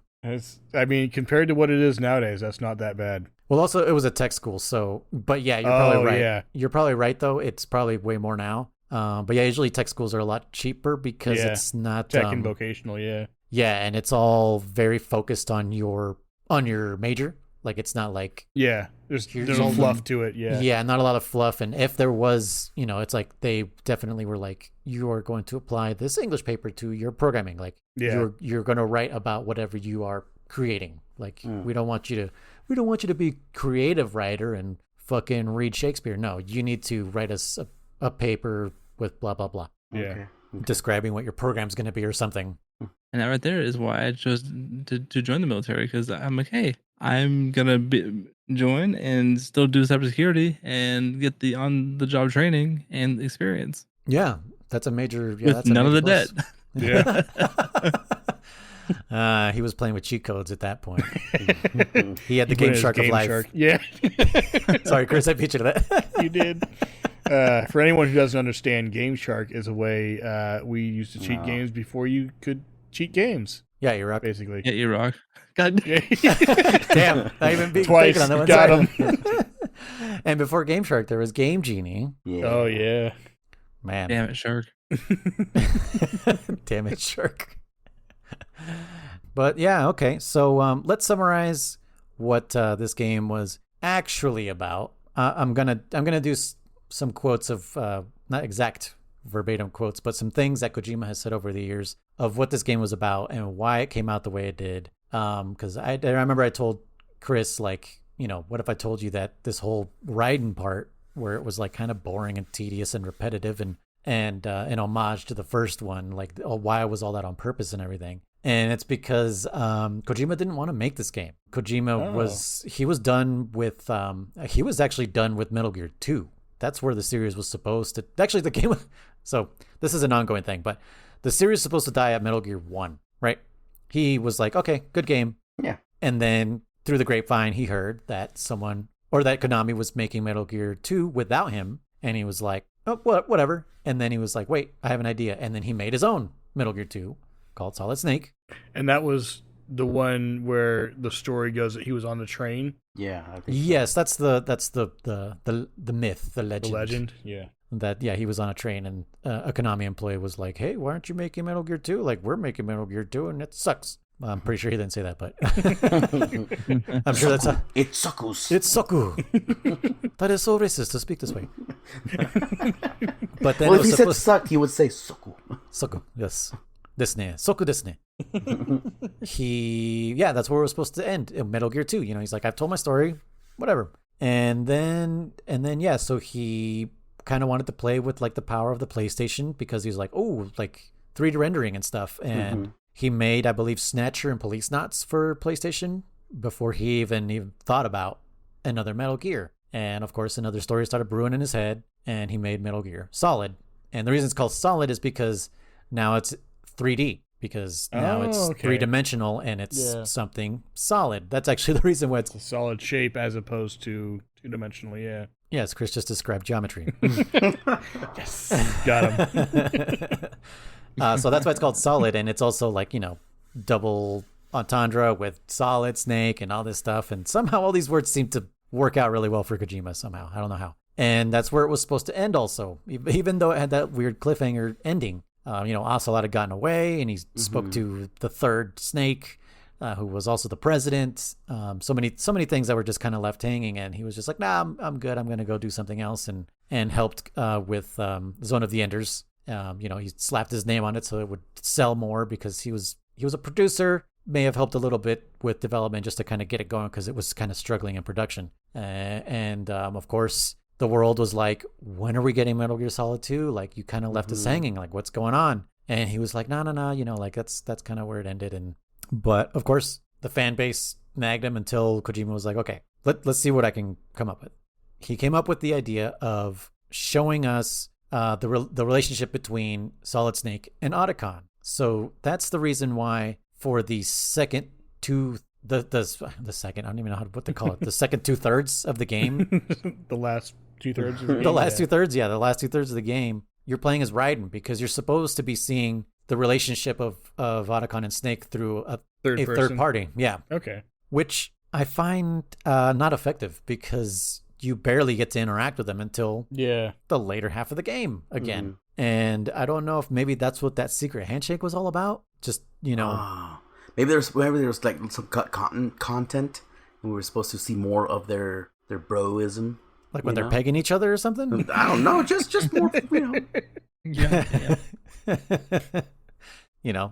Doing the real Metal Gear, that penis gun. The real Solid Snake. Metal Gear. Let me show you my real gun. The real Solid Snake. They call me Solid Snake for a reason. Yeah. I'll show you a nerd. God damn it. Jesus. But yeah, that was the point of the story, at least, it was supposed to be showing us that relationship, which I really don't think that was necessary. Like, I did not get that at all from it, yeah. I got it more out of the tanker. Yeah. Oh yeah, 100%. Right? Like tanker, they're way more friendly and especially since in Metal Gear Solid 1, they interact a few times. I mean, enough where they were like, oh yeah, I'm gonna stay behind and, open all the gates for you or whatever, stuff like that. But like Chris said, Chris didn't think he was gonna come back. Chris had wrote him off completely, and he's in this game, Yeah. Yeah, and in the tanker, like the repertoire is like it's so friendly. It's so like if they've known each other for many years, and it's only been two years, right? 2 years, like that? Yeah. After the tankers, 2 years after Shadow Moses. Yes. Mm-hmm. Yeah. Okay. And, like especially like that optional conversation you do when you call Otacon from the locker. Mm-hmm. Like Snake pokes at Otacon, like, that's because Otacon's like, hey, this is like when we first met. He's like, yeah, but I didn't piss my pants, It's it's such a friend thing to say. Or like say, you send him all the pictures, and you send him the picture of the commander or the dude, the muscle. And he's like, look, man, he's like, if you're into that, that's cool, but stop sending me this shit. We're fucking around. All right, we got a job to do.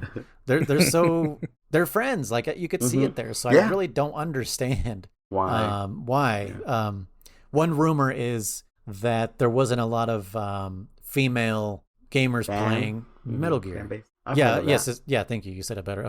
A female fan base for Metal Gear as a series, and so Raiden, supposedly, this is another myth. The heartthrob, I guess. Yeah, he was, kind of like what K-pop is right now, right? Like, Yeah. how do you design a character that women would be drawn to play as? And they did ask Kojima that. Well, actually, they didn't ask Kojima. They asked Yoji Shinkawa because he's the artist, and he was like, "No, that's not really what he said. About like that was the reason." Just one day, he asked me, "Hey, can you draw me a character that's like kind of beautiful, but like masculine at the same time and young and whatever?" And we got Raiden. Mm-hmm. Actually, you know what? Now that you mentioned that, Raiden looks a lot like the adult version of Riku from Kingdom Hearts. Yeah, I can see that. Just blonde Riku's the hair gray-haired one, right? Yeah, Yeah. except the gray hair. Yeah. And he's kind of the equivalent of that in Kingdom Hearts, from what I understand. Is he's a heartthrob. He's the one that a lot of the girls had a crush on and stuff. And Yeah, I can But see has no that. personality whatsoever. yeah, he doesn't. Yeah, absolutely. I was just guessing. No, brooding. he really doesn't have a personality in that game. No. It's just brooding. Like, he just comes, that's all he is. well, he's brooding at first, and then he's like, "I love Kari more," and then it's like, "No, I don't. I don't love anyone." It's like it's just all over the place. Like, It's just Sasuke. Yeah, I was gonna say. Pretty much, Sasuke. I was gonna fucking say Sasuke. Yep. Yeah, I've heard that noise. I've heard that as well. That it was supposed to be something for girls to look at. I could see that maybe unofficially Yeah. because and I guess maybe if there is any truth to this, again, maybe that's why we hate playing as Raiden, because it wasn't so much that it's like the switcheroo or anything like that, but it is because he's so much more feminine than Snake. And as a guy, you're like, I don't want to play as a fucking feminine character. Not that there's nothing wrong with that. I don't want someone to grab my balls out of nowhere. Dude, I forgot about that. But anyway, God. but yeah, like, I mean, just the way he does his cartwheels, the long blonde, you're like, dude, I'm a guy, I'm a soldier. Again, I'm being very sexist right now or whatever, but this is 2000 me. That was our mentality back then. Yeah, again, we grew up in the 90s with Arnold Schwarzenegger and Sylvester Stallone and Jean-Claude Van Damme. God, you just sounded like Mark Wahlberg and the other guys. Yeah. Just the way you talk is feminine. Yeah. And then Just the way you you get this little crybaby character, and you're like, this isn't Snake, and that would have been fine if he wasn't such a bitch, Yeah. Mark Wahlberg's gonna beat you up, by the way, Bacon. It's just the opposite personalities and everything. Yeah. It is you have the gruff, tough, yeah. tough, and like what you think of like your action hero. Then you have Raiden. Yeah. Again, a character who is constantly being called by fucking Rose, and it puts Snake in this position. Put Snake and maybe not Rose, but put like fucking Meryl or Naomi. Oh, he'd shut her down so fast. He'd be like, "I'm fucking busy, bitch. Like, get off. Stop calling me." He would tell him right off the bat, like, "Dude, I don't fucking know Stay out of tomorrow my is." way. Yeah, get out of my way. Yeah, That's what he would say. yeah. That's what he did say. Like, he actually did say that to Meryl and stuff like that. That's Oh, what yeah, I'm yeah. saying. Yeah. As long as you don't get in my way, I don't care what you do. Just don't get in my way. Don't Yeah. bother me. Don't. You gotta give a fuck what you do. Yeah. And then If again, you're we gonna be said a it- soldier, be a soldier. Yeah. Then we've said it 1,000 times. Meanwhile, Raiden's over here fucking trying to dodge bullets and shit, and he's like, I don't really know what tomorrow is. Yeah. Instead of shutting her down and telling her to fuck, you're turning off your brain, because we've determined it's fucking comes from your fucking brain. So Yeah. turn off your nano communications and just ignore her or something. You can't. It's in your blood. Yeah. I almost said something. No. You would kill all those babies. I did too.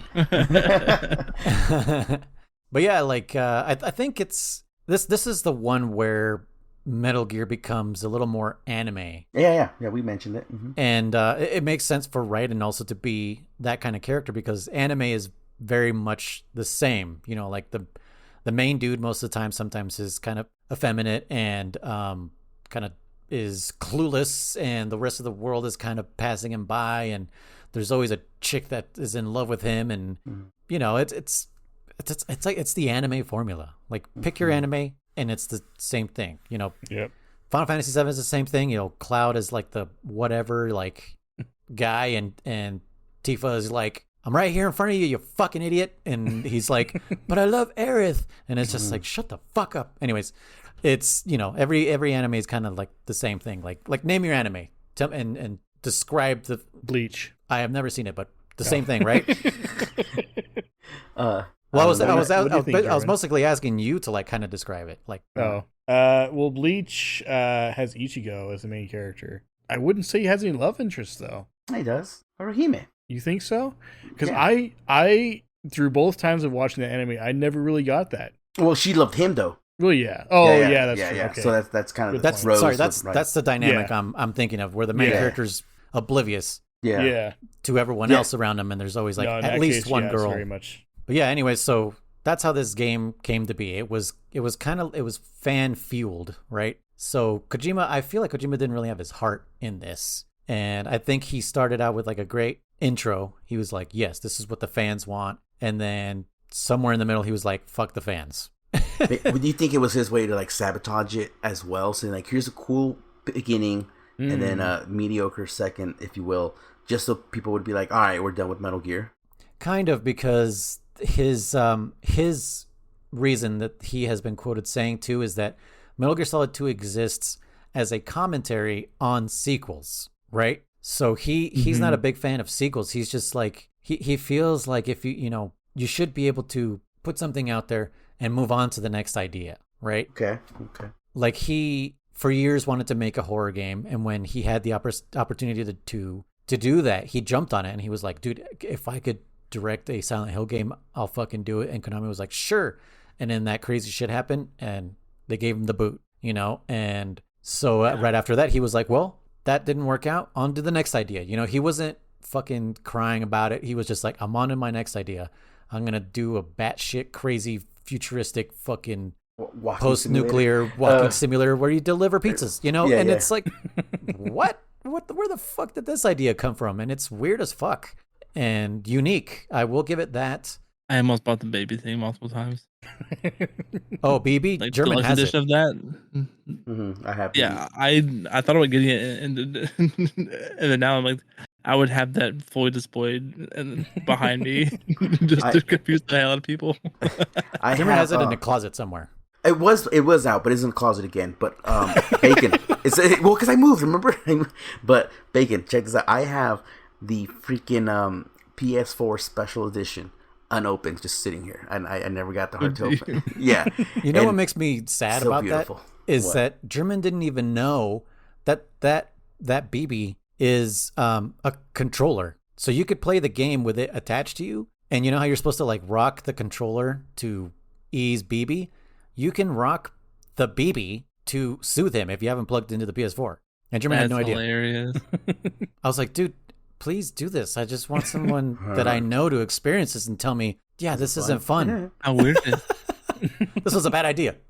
Oh, well, with that said, what you mean? Kojima will do things that aren't fun in a game.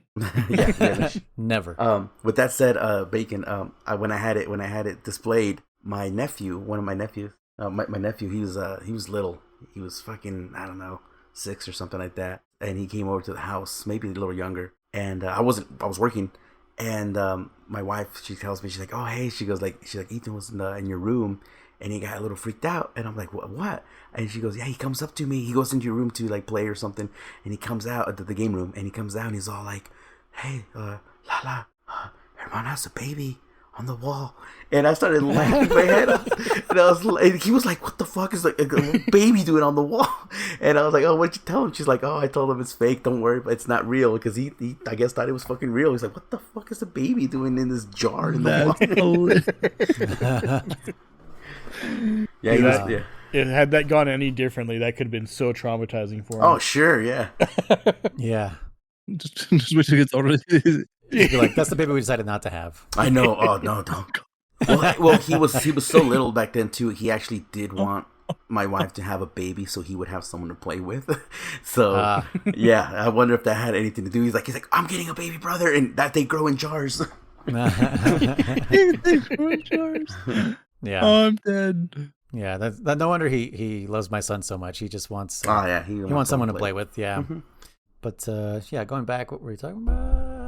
This was his commentary on sequels. Basically, he didn't want to do another one. Like, this is, Metal Gear Solid is his third Metal Gear, and he was just like, I just want to make something new. Mm-hmm. And so, he basically creates a game that kind of shows you like, this is the bad thing about sequels.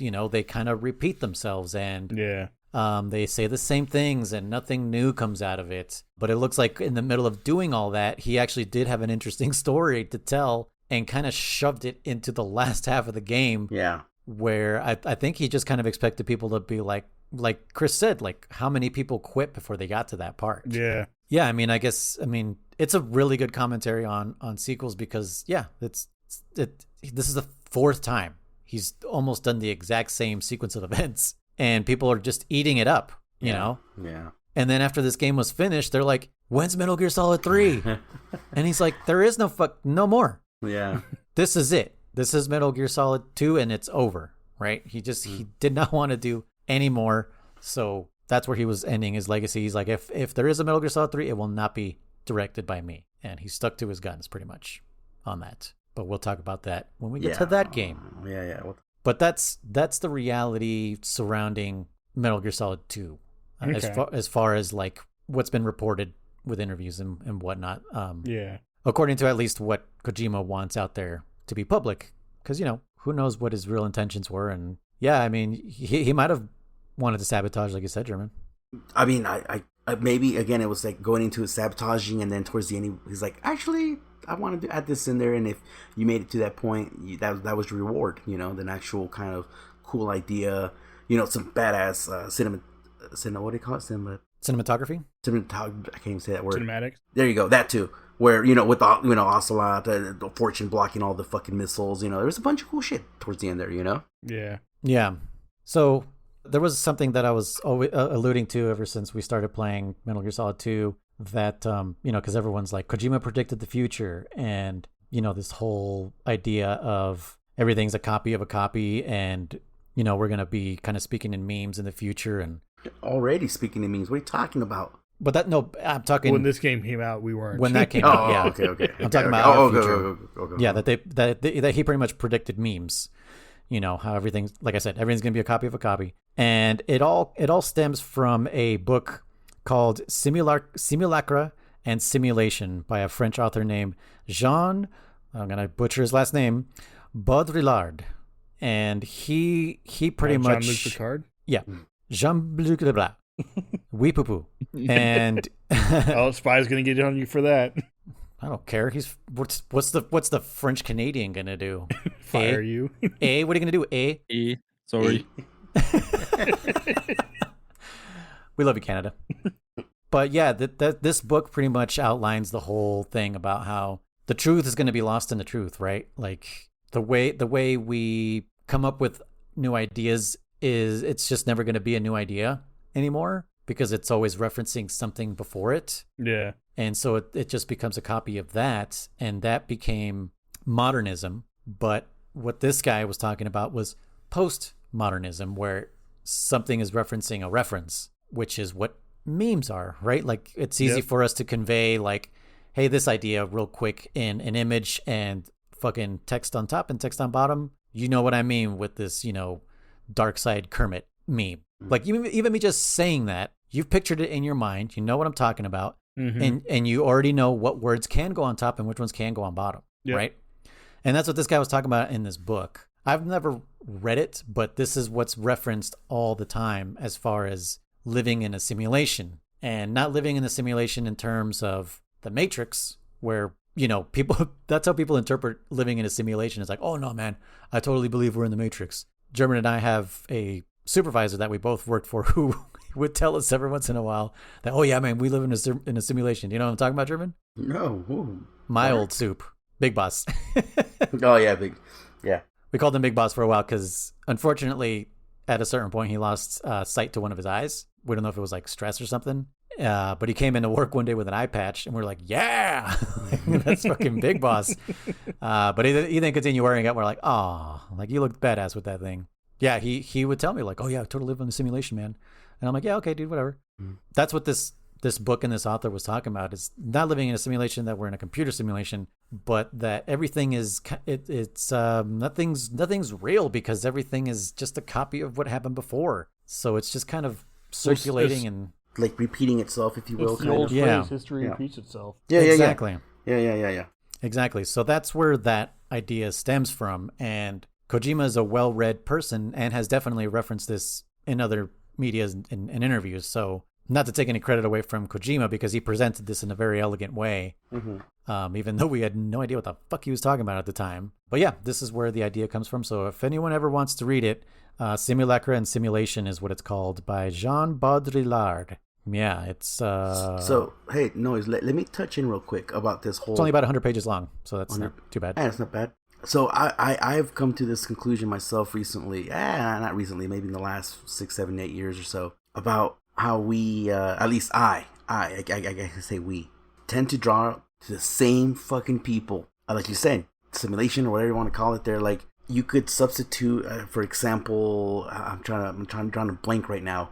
Damn, but like, you get what I'm saying? Like, if tomorrow I never saw Chris again for whatever reasons, I would naturally want to fill in Chris's role in my life with someone that's very similar to Chris, very similar mannerisms, and I would see Chris in that person, or maybe Chris is the substitute for somebody else already, another friend that I haven't seen in many years anymore. Wait, are we already replacing him? Like, should he know about this right now? No, Chris is the replacement for no someone grieving else. over me, I guess. He wasn't supposed to know right now. No, but I don't know. Just kind of talking about how like history repeats itself, and at least for like me, when they replaced Kenny with Butters. Oh yeah. No, but that was a complete obvious. Well, first with Tweak, and they were like, "Nah, Tweak's not working out," so they just chose Butters. But no, at least like I said, it's funny, with just kind of thinking about deja vu, and you often think about like, oh shit, this looks very familiar. Like, why does it look familiar? And is it something that has to do with again, the Matrix or parallel universes? We talked about that a couple episodes ago. Me being from a different one, by the way. No, just something that I think about, like, if it is true that, like you said, we things get repeated among themselves, is our brain looking for that? Is it what subconsciously are we looking for the same things? Comfort, Yeah. We seek the same things that make us feel safe. I mean, I just did it by referencing South Park. Yeah. Right? It's, how do you get out of it? We're stuck in the simulation. We'll never be able to stop referencing a reference. Yep. Like I was even going to mention also that episode where they talk about how, when episode 7 of Star Wars came out, South Park immediately jumped on it, and they were like, yeah, this is just people, falling into the nostalgia, and the member berries going like, member berries. Remember Chewbacca? Remember Chewbacca again? It's it's comfort, like you said, and like the AI and MGS2 said, it's going to stunt our growth because original thought and original ideas are harder to come by. Yeah, no shit. I'm looking at you, Disney, with all your remakes and all the Hollywood, man. And even before that, Chris. Hell, even most of Disney stuff is derived from some other work of fiction. Exactly, like the brother, the Grimm, the author, whatever it's called, the Grimm books, or what is it called? Brothers Grimm. Mm-hmm. Yeah, Brothers Grimm. Is it Brothers Grimm? Yeah, I think so. Snow White and all that other shit. Like those don't have happy endings. Frozen, everything is derived from another. Even Frozen, what's that from? Fiction. Yeah, exactly. It's a like Icelandic or Nordic origins. The whole like ice princess. The whole thing is actually has roots in what culture already. That story is ripped right from that. Okay. Speaking of Disney, real quick, just a little. Have you heard of the theory or the conspiracy theory that says that that movie was originally going to be called Ice Queen or some shit like that, but then they decided to call it Frozen because if you type in Disney Frozen, you'll get that versus Disney's Frozen head or whatever. That whole thought that he had his head frozen or his whole body or whatever it is. This is their cover up. That's how they covered up Disney's. That's how they censored the internet. Just how fucking creating context. They were. Lay low. That's exactly what it is, dude. I mean, think about that. Yeah, think about the Google search engine, man. Like, if you want to freaking hide your search or whatever, you just create something else that people are going to fucking search first that pops up number one, and the real truth is deep down in God knows where, page 3000. I mean, Hollywood does that over and over with making sequels or remakes with the same titles so that you would forget the old one, right? Like when they remade Overboard, man, was I pissed. I was like, are you fucking kidding me? You're remaking Overboard with, who the hell was it? It was Seth Green? No, Anna Faris and that Mexican comedian that I fucking hate. Carlos Mencia? No, that guy sucks too. I don't know. My wife knows his name. Like it's I'm just gonna look it up right now so I can hate on it. Let's see. Overboard. Like if I just put Overboard, let's see if I just get. Oh no, the first one, 1987. Thank you. Then the second one is the remake, 2018, with Eugenio Derbez. Oh, okay. Uh-huh. That guy's not funny. But basically, it's the same movie, but they switched roles this time. So now it's him that loses his memory and whatever. Oh, I know this movie. Okay. Uh-huh. Yeah, but I love the original Overboard. It's my favorite movie of all time, actually. And I had just looked it up for Frozen. It was a story based off the Snow Queen that was written by Hans Christian Andersen. That is also the same person that wrote The Little Mermaid. Oh, wow. Okay. But not Hans Gruber. When he said that's the first thing I thought was he said Hans Gruber. But yeah, From that Christmas movie? Denmark, Norway origins. The old Scandinavia area. Which, by the way, I do know that I called June Swedish. I do that on purpose. He's actually Swiss. I just remembered right now because we were talking about Scandinavia, but yeah, he hates it when I call him Swedish because I feel like that's maybe a beef that those two countries have that they get mixed up all the time. Like, no, damn it, I'm Swedish. I feel probably the equivalent of calling Canadian American. But they are Americans. What do you mean? Sorry, and they're just our hat. United States of American. The United States of American? Yeah, they're the 51st state. Canada is. Is that what you're saying? Canada's our 51st state? Yeah. I've never heard this. That's ridiculous. That's a meme I need to learn. Yep. Or maybe it isn't. Oh, yeah. Is that an original thought? Maybe. Do you know why there's Puerto Rico is not will never be a state? Because they don't want to destroy that wonderful rounded number of 50. Well, yeah, they don't want to fucking reprint all these new flags with fucking 51 stars on it. Yep. Yeah, and I'm sure everybody with their custom flags are gonna, be like, freak out. What? You mean I gotta reprint this black and white flag with one blue line through it with another star? Let's see, what else can we say about this game here? Well, I was gonna say Bacon said he had notes. Just some notes I had from listening to last week's podcast. There's one thing that for a long time that was my own headcanon that I had went back and realized I was wrong with. But with the whole thing with Vamp, with his whole backstory, where he survived by sucking on the blood from his family and the church bombing. For a long time, I actually thought that was the same bombing that Stillman had messed up at. Oh, shit. Oh. But it's not though, right? It's not. But it's not though, because it was in Romania. Someone's was like in like 2002, and that wasn't. Yes, that was like 12 years before what happens in the game. But I think. Huh. I thought that Vamp thing was from like the 80s or 90s, actually. That's an interesting theory, though. I never put that together. Yeah, when you said church bombing, I was like, wait, isn't that the Fat Man thing? But yeah. Did they ever say who had set that bomb? Well, it was set by Fat Man, right? But the motives were never really clear. Was it? I believe so. I believe Fat Man's the one to put it there. Oh, maybe you're real right. Maybe they. No. It was just something Stillman was working on, and he fucked up. Yeah. And then he faked his injury. You're right. Fat Man didn't do it. You're right. Oh yeah, that's because to deal with his guilt, he faked his injury so that people would feel sorry for him. Man, I totally forgot about that. Stillman sucks. I'm actually at that part right now. So, but what else were you gonna say, Bacon? And then where Chris was saying that the raids and stuff were so much easier, but it's also a thing that like weren't they also affected by the virus? I guess that might have weakened them as well. But he does specifically mention like the virus didn't completely go through, but it did significantly weaken them. Yeah, that's right. Oh. But you know what? Now that you mention it, you kind of bring up a very solid point there. Said it again.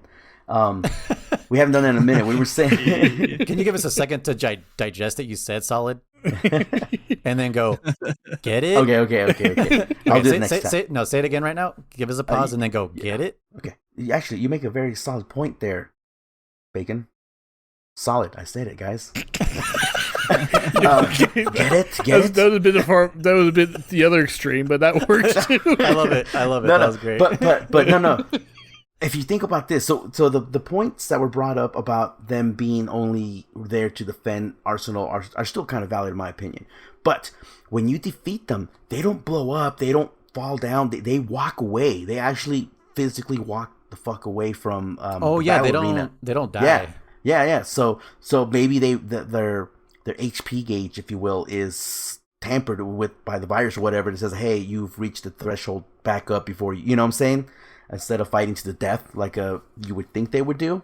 They've been KO'd and someone needs to Phoenix down them. Yeah, but no, that I never thought about that. But yeah, that's a very solid point there. Yeah, get it? that one wasn't on purpose. I didn't realize. Okay.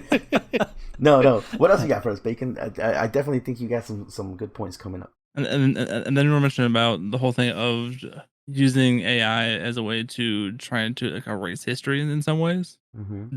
But that was also a big thing that was happening even before AI with Alex Jones, where he was trying to say that, hey, like the whole Sandy Hook thing didn't happen, but he kept saying it more enough that people were believing him just because of hearing it enough times. Yeah, just repeating the same thing over and over. It's a propaganda tactic. Yeah. You know, from who was it? Was it Marx or Stalin? I have no idea, but yeah. Before Hitler. Yeah. Hitler learned it from Stalin. Yeah. But yeah, if you repeat something enough times, it becomes true in your headcanon. Yep. Looking at you, Fox News, and all you media. Like, not just Fox News, honestly, because CNN does it too. Like, it's not just the right, it's the left. Oh, yeah. Yeah, 100%. They're both the problem. They all do it. Yeah. I just like poking fun at Fox News because, man, do our customers in this area watch that 24/7. No joke. 20 really fucking 4/7. Yes. In our area, yeah. We're in Nevada, so okay. We're in the red state. we're in Yosemite Sam territory, bro. Yee! Wait, no, he was from Texas, wasn't he? Yeah. Yeah, but I still, I still call it Yosemite Sam. It does feel like Nevada is kind of an offshoot of Texas, even though we're fucking kind of far away from them. Somehow we're like the annex, to Texas. I think it's. I kind of have a head theory / canon because it's so close to California. It's where everyone from California who disagrees with California goes. And so that's kind of how that all got going. But yeah. Yeah, I mean, I do have my beef with California stuff, but I have the same beef with Nevada stuff. No state is perfect. No. I didn't leave California because I disagreed with, their taxes and all this bullshit. Like, there's no state tax in Nevada. Like, cool, that's a plus moving over here. But I left because the city that I lived in was no longer the city that I grew up in. Oh, yeah. It's, I was like, where the fuck is this place now? This is a goddamn circus now. So I was like, I'm out of here. Fuck this place. You guys have ruined my childhood home. I'm out of here. Well, I remember even the short time that I lived there versus when I first visited there when I was younger, huge difference. So I can't even imagine yet what it was like when you grew up there. So yeah. And watching it happen was like, watching a frog slowly boil. It was just, you're seeing it happen and you can't stop it. Yeah. Mm-hmm. You're like, please turn down the heat. This fucking frog is going to die. And nobody gives a shit. No matter how many times you tell people, like, I told people since around this time when Metal Gear Solid 2 came out, because I just, I'd left the college and they were just building the Marriott. And I was like, what the hell is this? I came back from winter vacation and my parents like, oh yeah, they're building the Marriott. And I was like, what the hell? Yeah. And I instantly in my brain saw the future and I was just like, this is going to turn into Aspen 2.0, from in Colorado. And that's exactly what it is now. Yep. 20 years later. I say Aspen 1.5. It's not quite there, but yeah, I definitely see it. It's not far. Yeah. And oddly enough, that ski resort is owned by Vail in Colorado. Yeah. Yeah, that's true. Yeah. So it was just like, well, that was kind of inevitable. Yeah. I don't know how we got on that, but so let's dive into the now 4 theories, right? So Chris introduced like kind of a 4th theory into what happened in this freaking game. Chris believes that, at least for the Raiden part, it all happened in his head. Do you believe the tanker stuff, that all really happened? Yeah.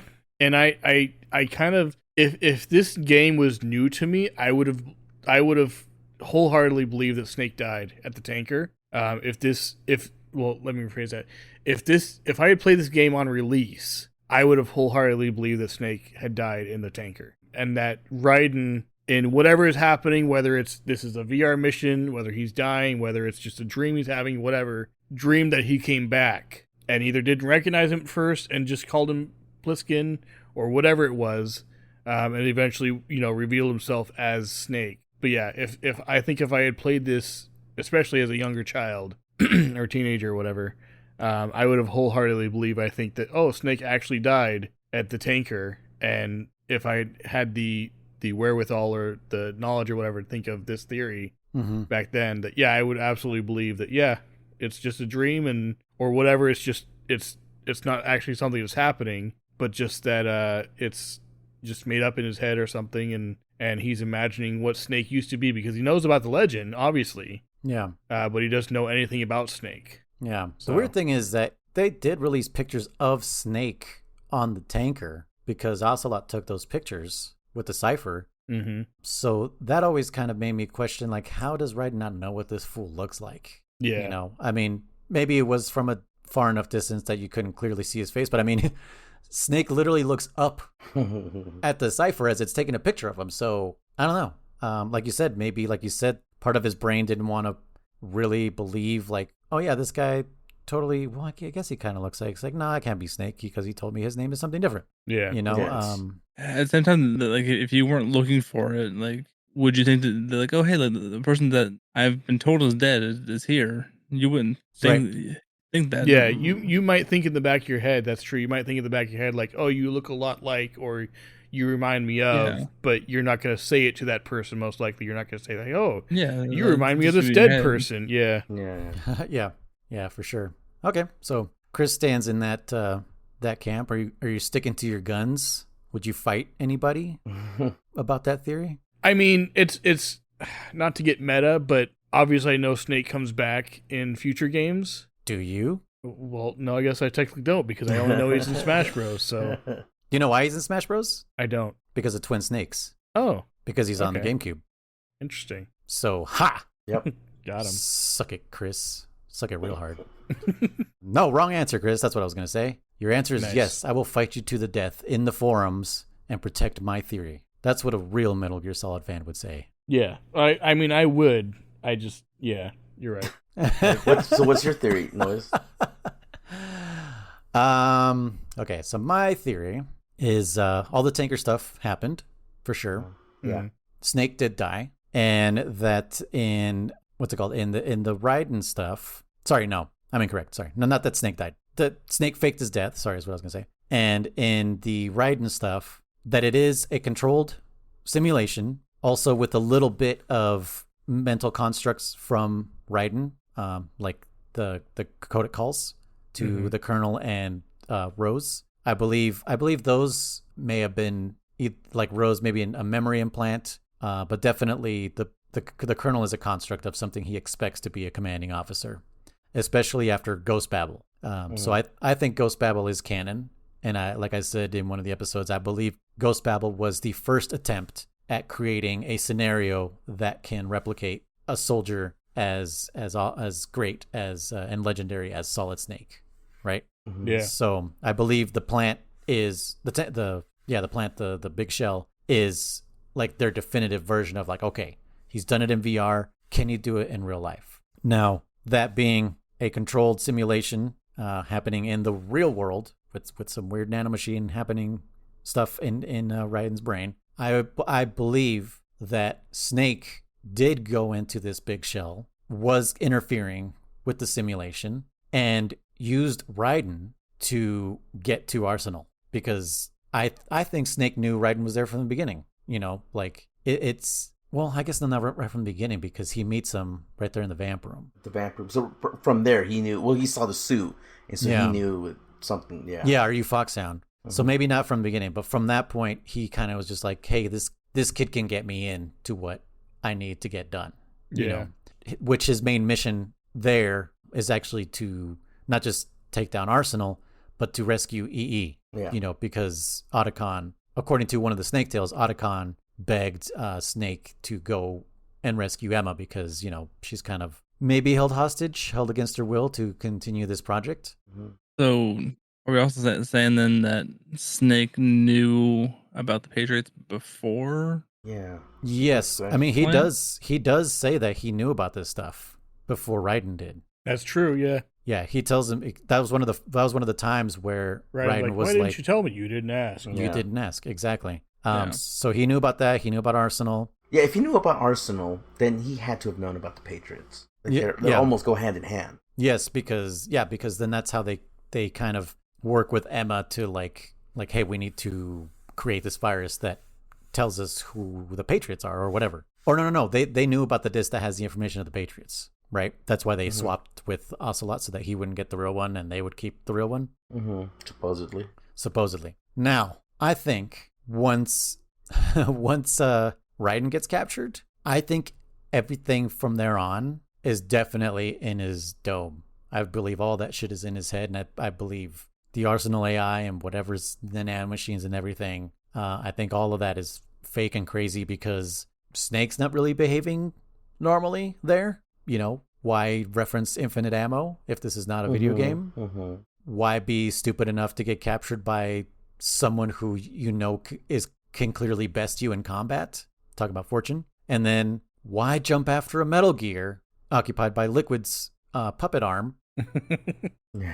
And then later show up in the streets of Manhattan with also Rose, who, how did Rose know that they were going to be there? Like all these people, how are they there? Yeah. So I believe from that part on, from where you're naked to the end, I think all that stuff happened in Raiden's head. So you think he's just still strapped to that table? He's somewhere. Yeah. And Snake made off with the information, and that's the post Codec call that we get, that they got the information and they were kind of like, well, we lost Raiden in the process, wherever he is. Now, when you say post-credit call too, so you always reminded me. I've always wanted to talk to someone about this. It's a very quick little subject. So in the beginning of this game, Snake starts off by saying, "The Hudson River. 2 years ago, we had received intel about new Metal Gear. This is coming from the future, right? It's right, he's from telling 2009. what he did. That section there is technically inserted a little bit later. He says it to Raiden.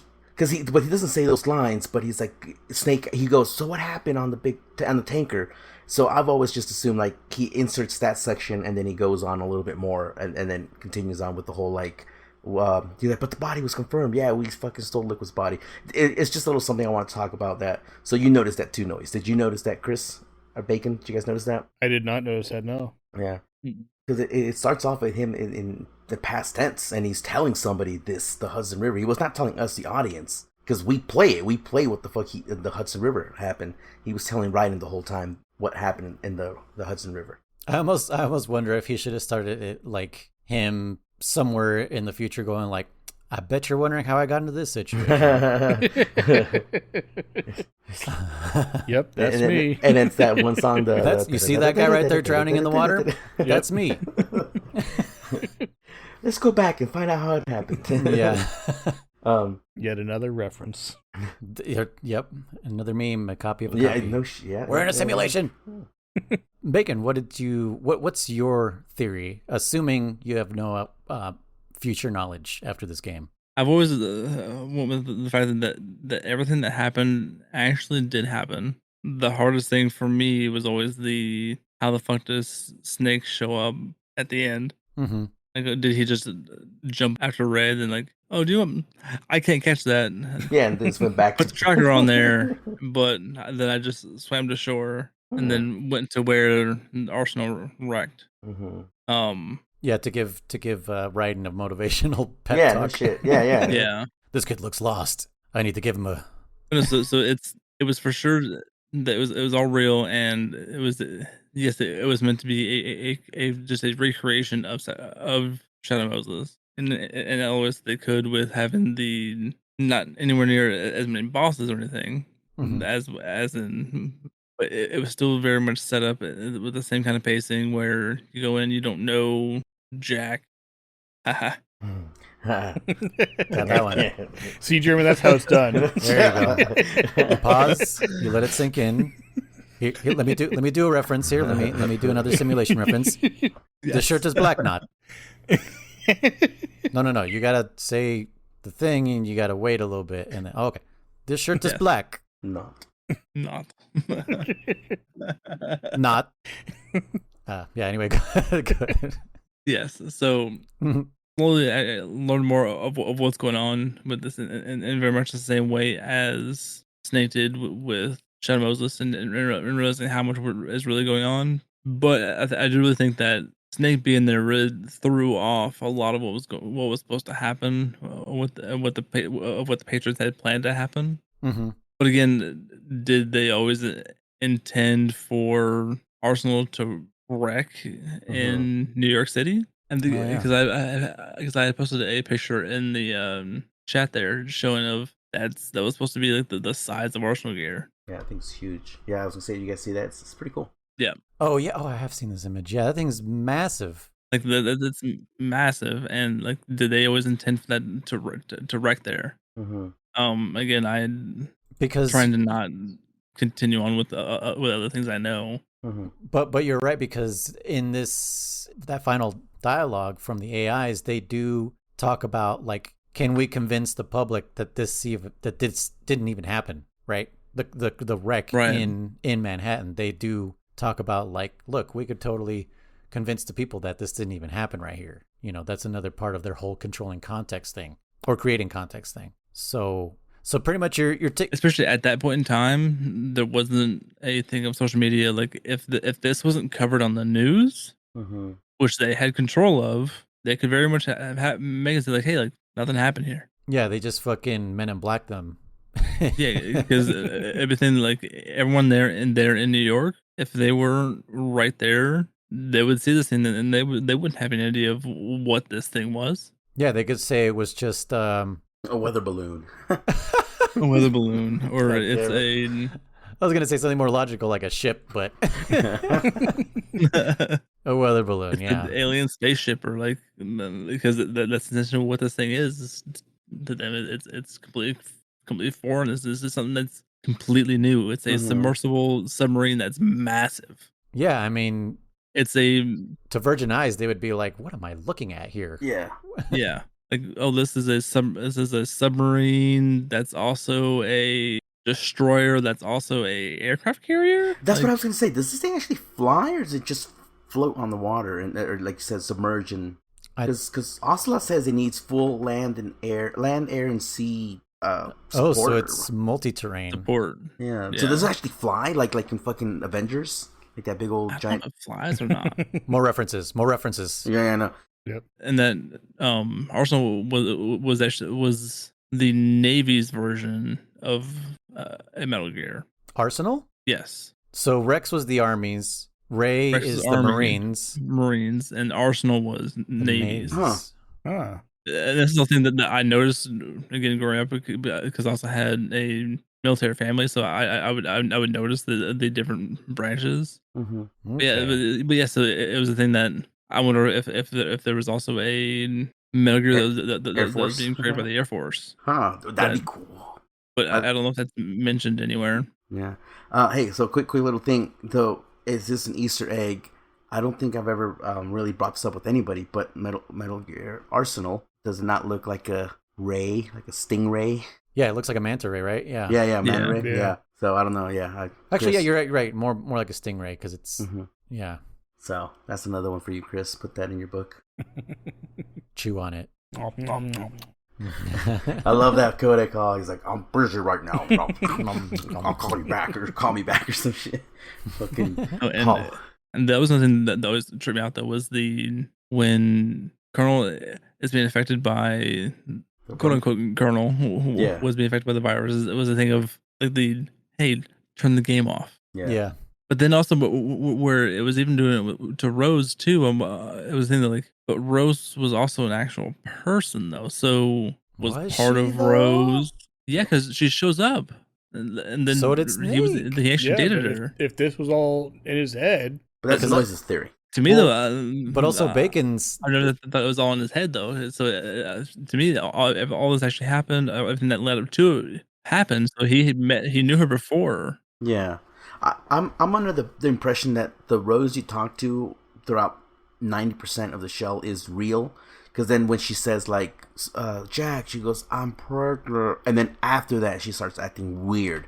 So I was under the impression. Oh, yeah. I was under the impression that from there on, it was just a Rose AI that was swapped in for her, and everything she says going forward from there about, even she does say some bad shit to you, it's not her. It's freaking the AI. So you think it was the Patriots that kind of did that to screw with him? Is that what you're Well, thinking? it was for sure the Patriots, because the Patriots is the one that planted her there anyway. That was as like his ideal woman. True, yeah. And Right. that's why he was always going to be attracted to her and everything, because it was everything that he was looking for.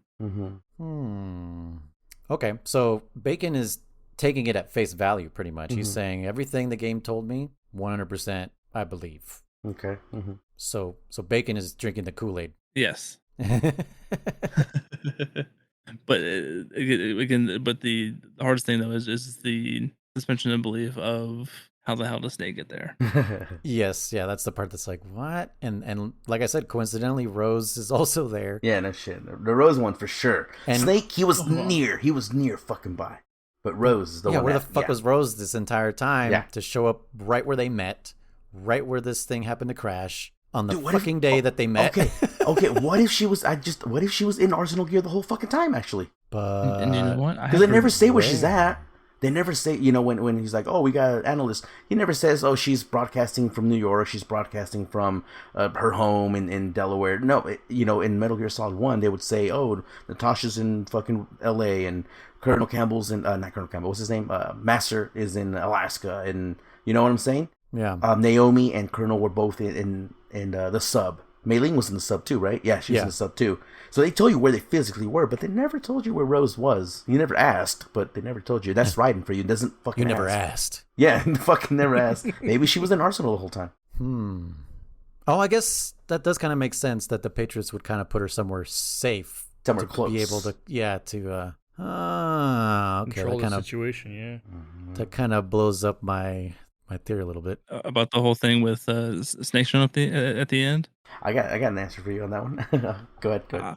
I do too. Actually, I do too, because I actually have the official novel for GS2. Oh, nice. Okay. And then I was able to find in the last chapter, though, it's Raiden had heard a familiar voice. It was Snake, and he couldn't believe that was there. And then Snake says, Alicon rescued me in the chopper. Also, and the Ray got away. So he's there because Alicon got him with the chopper. He did have the chopper. That's right. Okay. That's true. That's true. So he jumped and then realized, I'm not gonna catch up to this fucking swimming robot. He's just swimming. So he nanomachined to Alicon, hey, pick me up. So yeah, okay. So I was gonna go with the idea. I was gonna say, like, okay, based on what we know, with no spoilers, based on what we know, Snake jumped after Ray for show, and was actually bungee jumped, like in the bridge in the beginning. And he jumps for Ray, and he never really jumped for Ray. It was just for show. And then, he bungee jumped back or some shit, or was just jet skiing behind Ray, the Arsenal the whole time, as it's crashing into fucking Manhattan. He's like, she's in the back, So, but here's one thing, and I could be wrong about this. I might have missed something. It's happened before. The time that it takes for what's his name to jump off after Ray, for Snake to jump off after Metal Gear Ray, and then is it immediately after that we're on top of the? No, because it's like daytime, because it's nighttime when the whole Ocelot Ray Snake jumping into the water thing is happening. Yeah. And then when you're in Manhattan, suddenly it's daytime. So a few hours it must just have just gotten dark because that scene with the sunset, where the sun was setting. But also you got knocked out. So how long were you knocked out in the torture room? So it's possible that it did happen, and it was just a time lapse. And during that time, Snake got up on land, whether he accomplished his mission or not, just was able to get back to land somehow, or what's his name rescued Alicon and got him back, and that's that. It's no like, oh, this is all made up, this is just in his head, or that last part doesn't make any sense because it's just a time skip. With that said, Chris, if you remember, he jumps after Ray, and then you get a small little cutscene of it, like going underneath a bridge, and then you wake up in the city, if you will. Then you cut to the city. Yeah. We talked about how there was a little bit more, crashing to buildings and stuff. So there's some time that went by. Is it daytime when we get that over the? It's like dawn, dude. It's like early. It's dawn. Okay. I was just kind of trying to remember what time it was. But that makes sense, while it was crashing, and Snake's just fucking chilling in the water waiting for Otacon to show up, and then fucking while you're fighting Solidus, picks him up, drops him off. He's like, take me to Arsenal. And well, then... even after that fight, when you defeat not Big Boss, Solidus, how long does it take to get down from there and everything? Because it's a big thing. I'm sure he didn't just jump off and that was it. It takes place from there. So I'm sure he had to wrap his head around what was going on, get down, and kind of collect his thoughts and everything, and then all that took place. So just it's adding up. All the things are adding up. Yeah, German. What about you? What's your theory? Okay, so without going into the future. Okay, I'm strapping in. I'm ready. No. Without going based on this game only. Are you talking about our future or your future? Oh my god! Which timeline are we talking about? No, okay. This game only. I am in the boat that... Is your version called Puns of Liberty? No. I am in the boat that everything happened. No, all of this happened. All of this happened. It was a simulation to try to create... Just face value.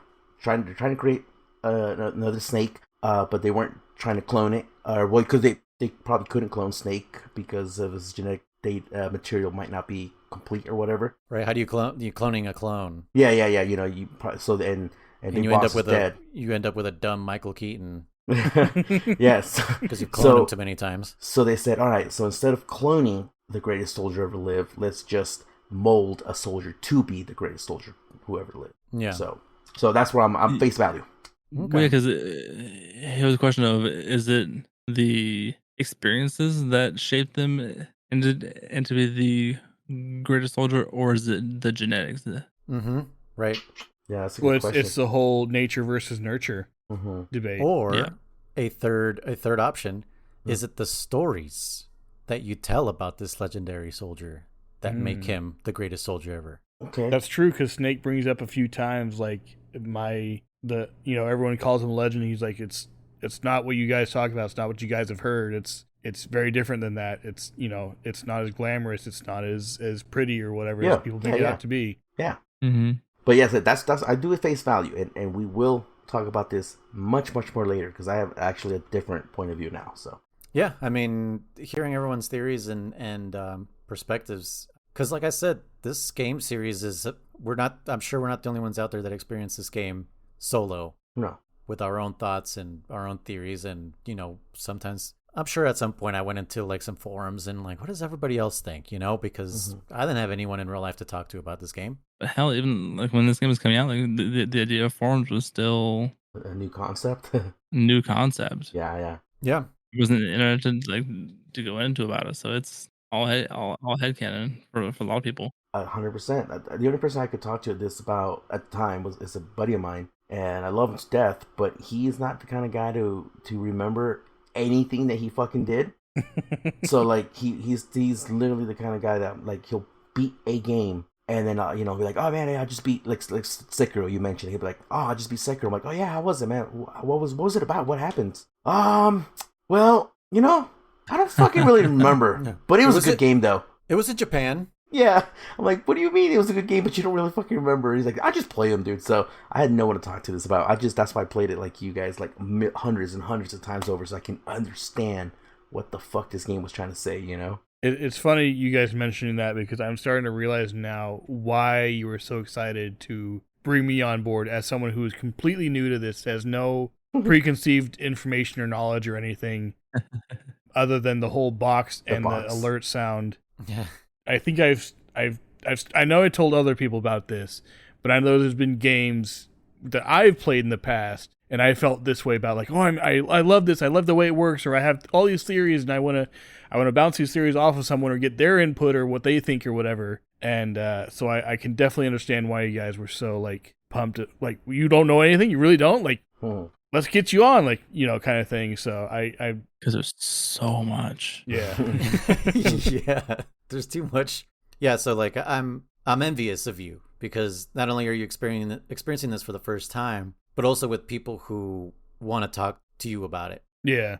And have such a love for it. Yeah. I would have given my left nut just to have one person in my life who was like, doing this. this podcast, pretty much. You know, Well, German is a confirmed time traveler, so yeah. I'll meet you back there, Luis. Don't worry. there's going to be an alternate timeline where Luis is not going to have his left nut and will have gotten his wish. German, what is that version of me like? Can you tell me what that version of me is like? I want to know. Luis, how do you not know that I didn't leave that game there for you to see at the magazine or whatever for some? That was me. I planted it. I went back in time. You're not the wait. Hold on. You're not the German we started this podcast with because I told you how I got my hands on this game. Uh-oh. 2 or 1? Because I was talking about 1. Who are you? I'm talking about 1. Which timeline are you from? Yeah, I don't fucking know anymore. I don't know which timeline I'm from anymore. This is not the same German. Do all the Germans share a common memory, or is it all different? All different. Okay. What is it like? Freaking Kingdom Hearts. Naruto shadow clones? Like, Yeah, all different. Same mannerisms, but that's about it. Same dyslexia, 100%.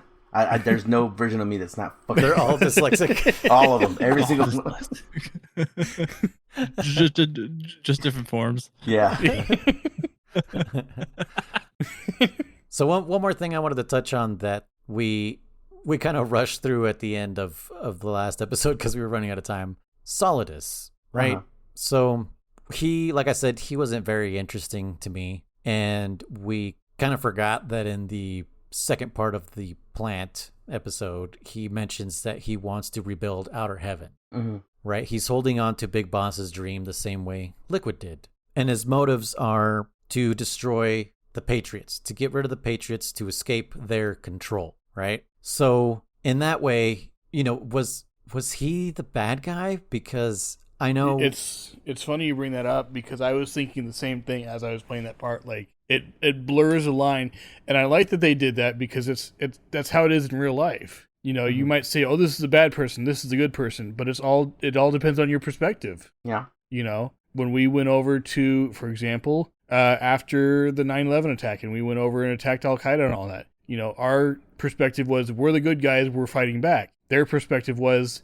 you're invading our country and doing all this damage and killing innocent lives and everything, you know. And there's not always a good guy and a bad guy. It's not always that clear cut. Yeah. And so I appreciate that this game did that, and I very much give credit to Kojima for doing that, because I know you've mentioned like he studied up on the wars and history and all that kind of stuff, and he's lived through a lot of that stuff where his parents have, and so he knows that from first or second hand experience. And I think it's interesting that was the case, is that there's no clear cut I'm the good guy and I'm the bad guy. It's nope. It's they all have their different motives. Shades of gray. Yeah. Soldiers on opposite sides. I mean, Snake bought it up with fucking Gray Fox, you know? Mm-hmm. It's like, I don't hate him. We're just on opposite sides, you know? Exactly, yeah. Yeah. Yeah, I mean, yeah, like you said, Kojima, he comes from a country that was devastated by such decisions. Mm-hmm. You know, we were the good guys. Good guys that dropped the bombs on innocent civilians. Yeah. Yeah. 2 cities and devastated 2 cities. The second bomb bigger than the first one. Yep. When we didn't have to do that, we could have just bombed the non-populated area and said, "Look what we got." Yeah. Mm-hmm. And instead, they were like, "No, fucking drop it on them." And then they were already ready to surrender. And then we were like, "Do it again. Show them that we can do it again." Yeah. No shit. Yeah. Why the second one? That first one would have been enough. Absolute monsters that did that. And you know. So it's, and if you know the history about that at all, when the bomb were set to be created, it was still under, was it Carter? I don't know. When the hell did the bomb go off? No, Carter. Hold on. What the No, fuck? it wasn't Carter. It was, who was after Wasn't Johnson? FDR? Was it? After FDR, wasn't it? No, it wasn't Johnson. I don't know. After Truman. what? Truman. Yeah, there you go. Truman. It was Truman. Yeah. So what were you saying, Bacon? So it was under Truman that it happened. yeah, but he was the one that had set to actually have them created, but with the intent that he was to be the one to decide to use them or not, and he didn't. And from records and everything saying that he had no intention of actually using them. Oh. By the time that they were actually created, because it was a thing more of to deter as a deterrent for the Nazis, for Japan, Yeah. for Russia. Well, Russia were the allies at the time, oddly enough. Quote unquote. Yeah. But At least for the end part of the war. yes, the but it was enemies still a of our thing enemy. Yeah. Yeah. And that's what it was. It was they were friends because of we had a common enemy. Common enemy, yeah. Mm-hmm. But it was they had to get this weapon before the Nazis, before the Soviets. Right, because Russia had was already testing theirs. Yes, I think so it was a thing that they had to. So he had no intention of actually using it, but by the time it was finished and done, I believe he had already passed. Oh, yeah, I don't. So it wasn't actually it wasn't him that had actually decided to drop the bomb. Interesting. Okay. It's a very what you just said mirrors what Kojima says with Metal Gear, where Metal Gear, at least Rex, was created as a deterrent. Remember, that's what Otacon said. He said, no, it was created to shoot down ballistic missiles. And, Snake calls him a liar because he's like, dude, I already know that this thing was, a walking death mobile is what he calls it. It's supposed to shoot nukes. And Otacon is like blindsided. He's like, what? That's not true. And he had no idea what he was creating. He thought he was creating a defensive weapon. And this is kind of my view on all weapons of mass destruction and like guns altogether. Yeah. Any weapon, yeah. Any weapon is created for death. Like, let's just be clear on that. Whether you're using it for defensive purposes or not. Mm-hmm. So they could always be used to do evil, and very rarely are they ever used to do good. Yeah. I think this game is a very positive force in encouraging peace, encouraging anti-war stuff, I don't know. That's kind of how I look at it. Yeah. I had said that wrong. It was actually Roosevelt is the one that had actually that had started the program and everything to actually have the bombs created, but they were actually dropped under Truman. Okay. Well, he died. We avoided Spy scolding us. Yeah.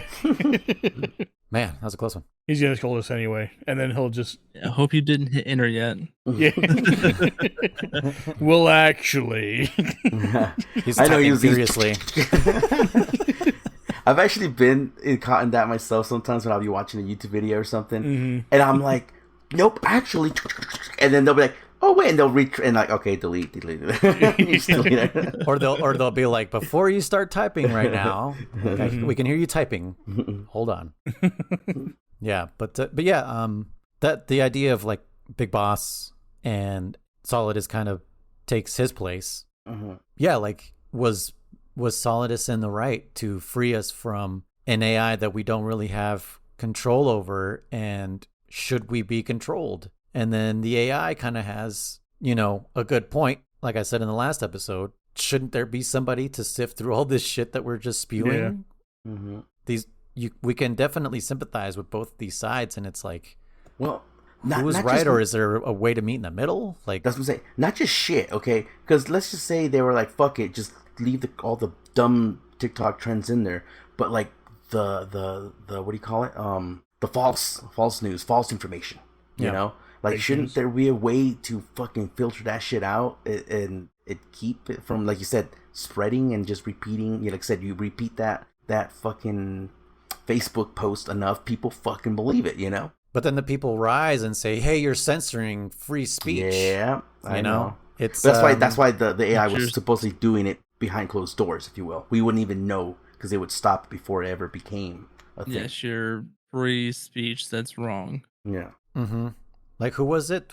Emma makes the point of the alphabet has 26 letters, but what if there was more? Would you ever know? Well, there was more, by the way. So that's why I always think it's funny. There was originally like 32 letters. Really? Ampersand was one. What that ampersand? The and it was yeah. letter. But and, what the hell was it used for? I don't freaking know, but you're talking to the dyslexic guy here. I don't know, but I just German, tell me a story about letters.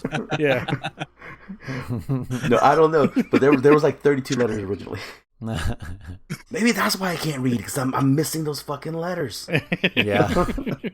That makes all the difference. And in your head, there's supposed to be more letters. Maybe. Oh, Damn. because you know what? You're from a timeline before the alphabet was knocked down to 26 letters. Yeah. Okay. Damn. And that's why wait, At if least that's this the person. case, then wouldn't there be at least one German that's not dyslexic? Oh. No, Well, that's just super Because dyslexic. he specifically mentioned all Germans are dyslexic. So but he Not Germans, the No. country. yeah. no, yeah, sorry. Damn it, German. No, You kept that for a while, by the way. he's not dyslexic because he's from the universe that has all the alphabets. Remember? So All the alphabets. yeah, there's multiple alphabets in his. I mean, there is. Like I said, he's There's the Russian super alphabet. dyslexic. There's I mean, None- technically there are multiple alphabets Yeah, because yeah. like Hawaiian doesn't use all 26 letters. They don't. Huh. I did not know that. Huh. No, like the letter C they don't have. It's all anything It's all that case. is K. Yep. Yeah. I think that's the Mexico- same with the Philippines. I think they also don't have. No, I'm lying because they have the word caballo. Well, for Spanish, there's three extra letters that they're actually. I think they already kind of wanted to get rid of them. CH is its own letter. Che. Actually, 4. What's the other one? So yeah, CH, which is they call the che, like The you were che. saying. the Enya, The enye, which is the N with a tilde on the Mhm. top. The double L, the double L. the eye, and the double R. Oh yeah, the yeah, R. yeah. That was pretty much that one was the first one to go technically, right? Double R. Did they get rid of them? I've heard they've been wanting to get rid of them. I don't know if they have. That's Okay. yeah. But I always I've heard- found that really weird as a kid because I was like, isn't this just 2 letters put together? But they make a different sound because L is la, but you do 2 L's now it's ya. But yeah, but then that's a grammar rule. That's not The same thing with English too. Yeah. But right. you're It's like talking to the dyslexic guy. it's like if in English we made a th and a ph Sound letter, right? You know, Mhm. and it's just like, well, ph is already an f, and th When you have GH that does different sounds, 3 of Yeah. them I think, cough, a silent though and g, like ghost. yeah. But you know what? That's to me. It's because English is a fucking melting pot of words. yeah. So that's why none of the rules seem constant because it's we take words that are not English and use them as English, like souvenir. That's a word I can't spell to save my fucking life. Well, it's Because French, it's not English. Yeah, because it's not English. Yeah, exactly. You know, right? Spy is souvenir French. I think it is.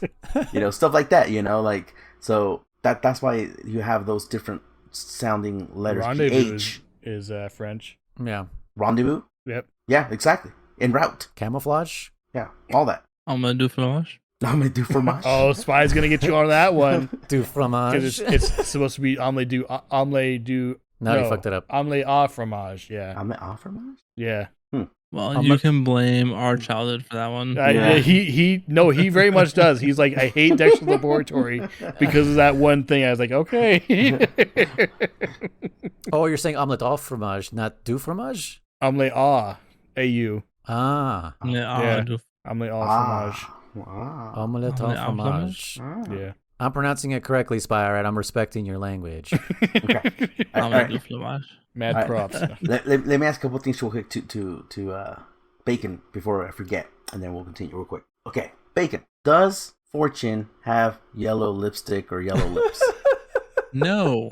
They're not, right? What? Thank you. Then why It's did you just- say it German? You guys think they're yellow? You said it. No, shut up. You're You not gonna- said it's yellow. Yeah. No, I did not. Shut the hell up. I did not say that. Right, Chris? I've heard it Yeah. over multiple weeks. You have said I'll it's yellow. replay the episode, German. and It was prove the it to you. first. It was the first part of the plant. German You said guys that she had. you guys got together before this recording. No, You no, fucking- no, no. No. I didn't have time to get together before this. Dude, no, recording. I know what shut you're up. talking You about. You I said had it. to make dinner and You said it in the first part of the plant, and then we made fun of you for it from the following Shut the hell up. episodes. No, you won't convince me. I'm Even not- last episode, you were saying it was yellow. No, shut up. I hate you guys so much right now. Okay. So I want. What's your answer? Because now I don't know. She had yellow lips or not? Because they're not yellow. we did it, guys. We broke the time traveling German. The person, not the. Gosh dang it! The time traveling. The German. person at the country. They aren't yellow like you thought they were yellow. Just like you thought that Snake shot the He shot- shot the knife. that with that one said, I would hate to bug Kojima on this, But if I ever do get a chance to see him on At him. panel, I'm gonna fucking ask him, dude, did Snake shoot the knife? Just add him. Just add him. Yeah, just add him Add on him. on Threads. And Like then Threads is lower. Like it's not as crazy as Twitter. Like add him on Okay. Threads. He might see it and just be like, "Did Snake?" I will.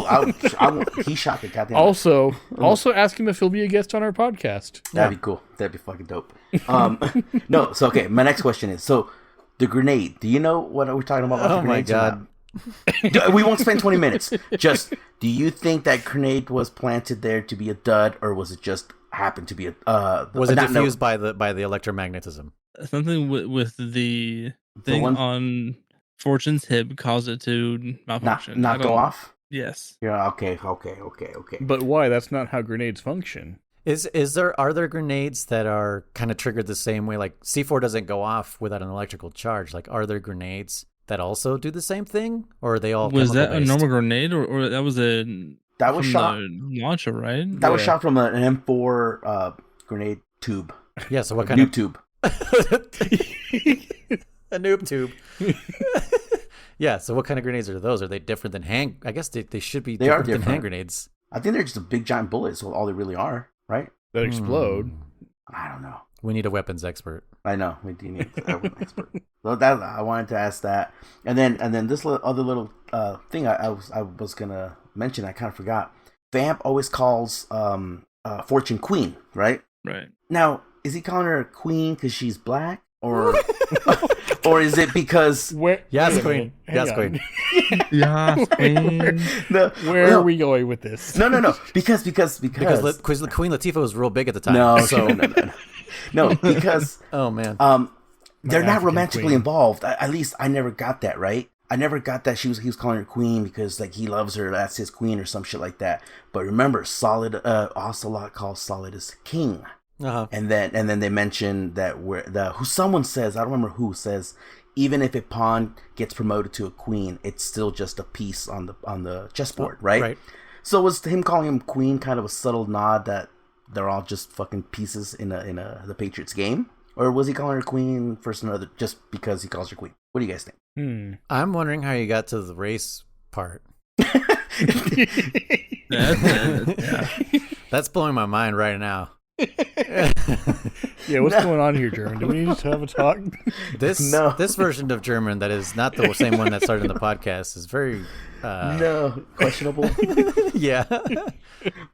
I just said queen, the black thing, because I don't know. I was like, why is he calling? Because again, it never showed that they were romantically. At least I never got that impression because he was into her father. It does say he's bisexual, but again, I never thought that like they were hitting it off. So it just kind of felt weird to call her queen because she wasn't the leader of Dead Cell. Right. You know, she was just a member of it. The leader was her father or her husband. Her husband was the leader, if you will. Well, maybe then, yeah, that's why she's called queen, because maybe That's they true, see yeah. her as the new Second in charge, yeah. yeah, second in command. Okay. Especially since he's dead now. I can Yeah. see that then. Okay, I could see that. But yeah, I don't know why king for Solidus, because he's white. I think it was just maybe a subtle nod about the chess pieces just being they're all just pieces on the board. Yeah. Especially Ocelot to say that because he knows that he's playing all of them, so he's calling him the king. Well, you he's the hand yeah, moving exactly. the pieces Mhm. Yeah. Mhm. because of his hand. The Ocelot hand or the liquid? Because he hand? replaced Or his hand. The Otacon Get it? hand or the liquid? Yeah. Get it? I got it. I'll work on my Delivery. my pun deliveries. All right. Okay. So I think we sort of summarized this game. Best we can, anyway, yeah. Oh. Yeah. So Again, remember, Chris, we played this so goddamn much, and there's so probably we could probably spend another 2-3 episodes on this easily. Yeah. yeah. There's so. I mean, every time we play it, there's always something new that we find. Or that you remember, like, oh yeah, I forgot about this, or what does this mean? So it's nice to get different perspectives on, especially this game. Like I said, this is the most complicated one, and yeah, this is the one that kind of divided the fan base and brought some of them together. But yeah, for sure, this is definitely either where people kind of quit or they kept going. Mm-hmm. I'm glad to see everyone's perspective also on Solidus too. Like, I wasn't the only one going like, wait, were we right to kill him? Because it was the AIs, the Patriots, who told us to kill Solidus. Mm-hmm. So were we right did we do the right thing? We pretty much did exactly what the Patriots wanted us to do. So in the end, the Patriots win. Which is funny because when they were telling him to do that, he kept saying, I'm not going to do it. I'm not going to follow you blindly. Yeah. And that's exactly what he did. Well, because they threatened him with Olga's child's life. Oh, yeah. Oh, that's true, yeah. They were like, remember, and then the recording of Olga saying, if you die, my child dies. So, they put him in a sticky situation there. He didn't really have much of a choice. So, yeah, that's Metal Gear Solid 2, Sons of Liberty, or if you're from German's dimension, Puns of Liberty. Yeah, you guys have any last thoughts on this game? No, not me, Bacon. I didn't want to cut you off or anything. Do you have anything else you want to add? No, this is a thing that this is even though yes, the story is very. There's a lot of twists and turns constantly in it, but this is still one of my favorite games. I think I actually do in some ways enjoy this one more than 3. Mm. Ooh, you're gonna fight German in the streets. We'll give you guys knives, and you guys can have a crap battle. I do really enjoy 3, but but even just the somewhat simplicity of the AI in this one, as well as I don't want to spoil things too much with just some key things that are different between 2 and 3, where I don't know how much I want to say or not with Chris here. Well, I think we get what you're saying. Yeah, between going in menus, I'll say that, as well as something else that is. Oh, okay, I get. Yeah. Mm-hmm. Not having something else in that one makes it the experience so much different. The flow is better in this one than in 3. I get what you're saying. Yeah, gameplay wise. Yeah. You'll see, Chris. Okay. Yeah. But yeah, go ahead. But it's and then this one also really did shape me in a lot of ways when it comes to learning about history and learning about about the nuclear capabilities and everything and everything else, so that then just informed me with some other things, including and then even more so going into 3. Yeah. Which again, I'm excited to see how all that goes for Chris. If he has issues with bridges, it's gonna be interesting to see how he does with 3. Man. Yeah, I know what bridge he's talking about. Oh my God. This is a bridge with 3 guards. Yeah, bridges are my worst enemy. What can I say? My biggest weakness. Oh man. Or other things, or him dealing with other things that aren't guards. Yeah. Oh. Mm-hmm. Chris will be doing a lot of what hurt me. Oh yeah. Oh yeah. What hits me? Oh, there's some boss fights that I'm so excited to wait to see Chris do them. Yeah. Oh, he would do those boss fights flawlessly. Oh, actually, yeah, you're right. Everything else would be shit. Yeah. Just that bridge with 3 guards, he's gonna multiple streams at that one bridge. 10 hour session just to get past that section. Yeah. Oh my God. I was gonna say Bacon has just summed up my streaming career. Yeah. Bridges. Chris Porter Bridges. Boss rush, no problem. Normal gameplay, oof. Yeah, no shit. Oh yeah, I believe before Chris gets started on 3, I think we should give him some pointers, because one thing I forgot to bring up in this episode is I forgot how much video games hold your hand nowadays, and it seems kind of necessary if you don't have a manual, in a box that you can read, because there's things that we told Chris afterwards that he was like, oh shit, wish I knew that earlier. Shit, just when I was streaming it and learning about hey, hold L1 and you could keep holding the gun out and walk in front of the guards to hold them up. Yeah. God, that changed my life. Yeah, running and gunning with L1, yeah. Rather than not holding it, trying to slowly take my thumb off square so I don't shoot the guy. Accidentally shoot him. Accidentally shoot him, put him to sleep or kill him. I'm like, I didn't mean to do that. Or at the very least alert all the other guards in the area. Yeah. If I don't have the damn silencer, yeah. The best part of it is that holding that L1, it locks on to them perfectly. Mhm. Like if you move slowly around a guard, you'll just keep pointing at him, which is dope. Rather than like, oh hey, I did the trick to unequip my gun. I walked in front of him, and then he will immediately go like, oh wait, you don't have a gun. Alert! Exactly. I'm like, They just kick you. That Yeah. was always fun. Or like, dude, did you guys see the one that juked me in the engine room? yes. I've never seen that before. Like, I forget, I don't know what I was doing. And he like, he slowly put his hands down. I wasn't paying attention. And he ducked and he fucking spun around and juked me. Yeah.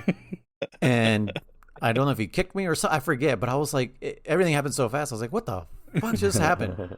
So that was something new for me. I was like, whoa, that was kind of crazy. And then for how long that Chris didn't know he could cartwheel through guards and knock them down.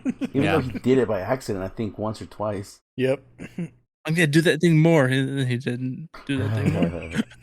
That's just the story of me playing Metal Gear. Just has noise. Yeah. But yeah, for sure we'll give you pointers because the control scheme for 3 is definitely very similar to 2, Okay. but there are new mechanics that change up a certain button that you spam that I've noticed. When you get caught, you start spamming a certain button and you cannot rely on that button anymore. Which is the circle button, just so you know, Chris. Because I noticed like as soon as you're like caught, you're like, oh, punch, kick. That will change in 3. Okay. And basically that's going to change how the rest of Metal Gear works from then on. But yeah, there'll be whole new mechanics that you'll have to learn. And yeah, I mean, there are no like pop-ups that are like, here's how you do this, here's how you do that. And I didn't realize until watching you stream, I was like, holy shit, yeah, like manuals are necessary and or tutorials every once in a while, because we just kind of threw you into the pit and we're like, good luck, my friend, you know? Yeah, we did. So, but Chris won't be streaming these next ones, right then? Well, I think we're doing Twin Snakes next. yeah. Right. Which is, Which I understand, is just basically a remake with some differences of MGS1. Mm-hmm. Too many differences, some would say. Okay.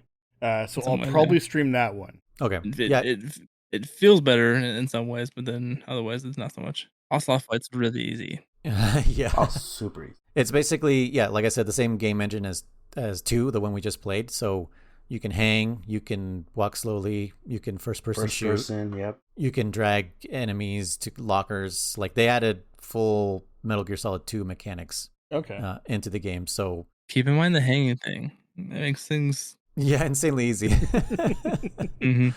But it gives you a new experience, which the gameplay wise, I enjoyed when I first played it. And then the other part, I was like, why? But yeah, we'll get to that.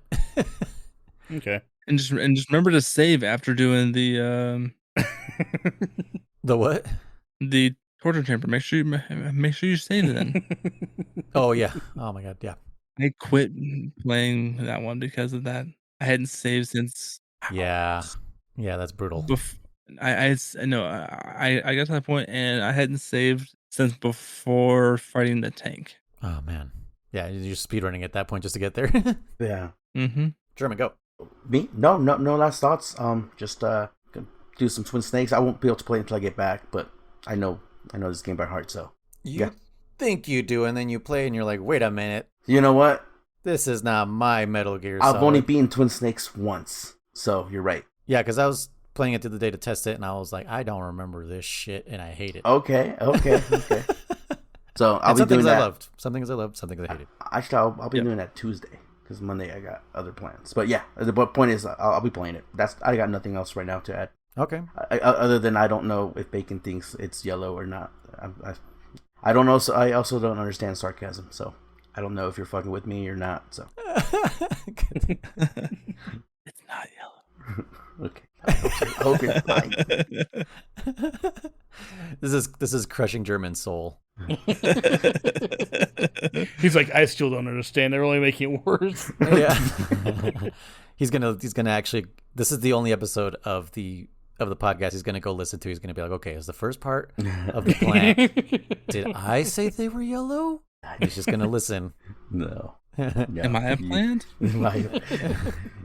Is German a plant? Oh my god.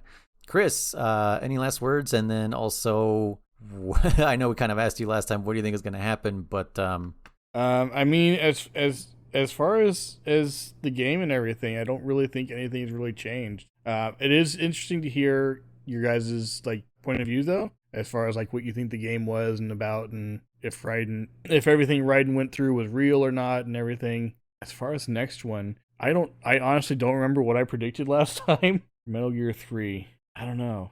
I honestly don't know. If I had to guess, I'm gonna say it's something.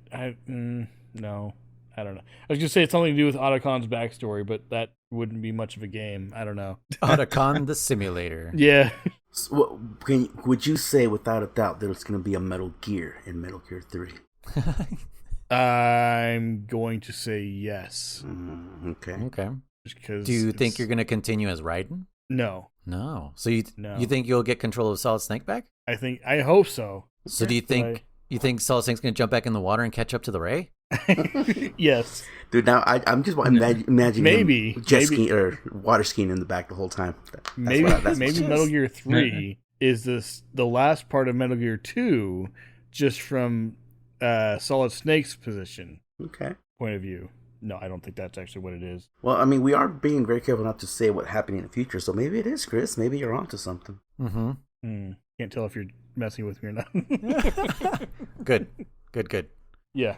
I love playing the Patriots, and Chris is Raiden. We are the Lali Lulelo right now. It is true because he just says, "What's my orders?" It's What like are you're my gonna play orders? Twin Snakes. Yeah. We tell him when to stop. He says, "Okay." Yeah. But yeah. Otherwise, I honestly have no idea because this is not what I would guess would have happened with MGS2 from MGS1. So Yeah. Such a left turn. yeah. Okay. Official response from Chris is, I don't know. All right, guys. Well, it was fun. I'm glad we had ourselves our first guest, The Unexplained Bacon. Again, you can find him on twitch.tv/The Unexplained Bacon, spelled correctly. He didn't. He put in the I this time, so he has reclaimed his name. What are you streaming right now? Right now, it is going to be a lot of Destiny 2. As we're going into the final expansion. Oh, that's right. But then I'll still be doing Metal Gear as well. But I'm slowing down on that right now. I'm gonna kind of wait and play and follow along with you guys more this time because I had started playing 3, and then I was like, they're not gonna play 3 for like another like month. So like this is. Yeah, you beat that game in one or 2 days, right? Well, 2. You beat 2. Yeah, so I beat 2 in like 2 or 3 days, I think. Yeah. Yeah, because I beat it in 3 days in like 4-hour like chunks. Mm-hmm. With cutscenes. Yeah, otherwise it's like one sitting pretty much. Yeah. Yeah. So that was Codec Calls, a Metal Gear Saga podcast. I was your host, Noise One. I am one of the founding members of the Patriots, Contra. I am Dammit Chris, aka the Throat Clearer. And I am Unexplained Bacon, or he who shall not be named. Yes. That's right. And remember, if you guys want to leave us a Codec Call message, why can't I ever? Again, I cannot find where this thing is. This app sucks. Yes, if you'd like to leave us a Codec Call message, our frequency is 209-791-0995. So yeah, just hit us up with your adventures with Metal Gear up to this point. No spoilers, please. I will vet the calls just to make sure, and I will get you guys a copy of Twin Snakes so that you guys may play the game, because that's what we're playing next. So you guys have your marching orders. German, good luck in liberating the country of wherever you're going, finishing your operation, and let us know if it was successful. Will do. All right, guys, we're signing off. Goodbye. Bye, guys. Bye. Bye.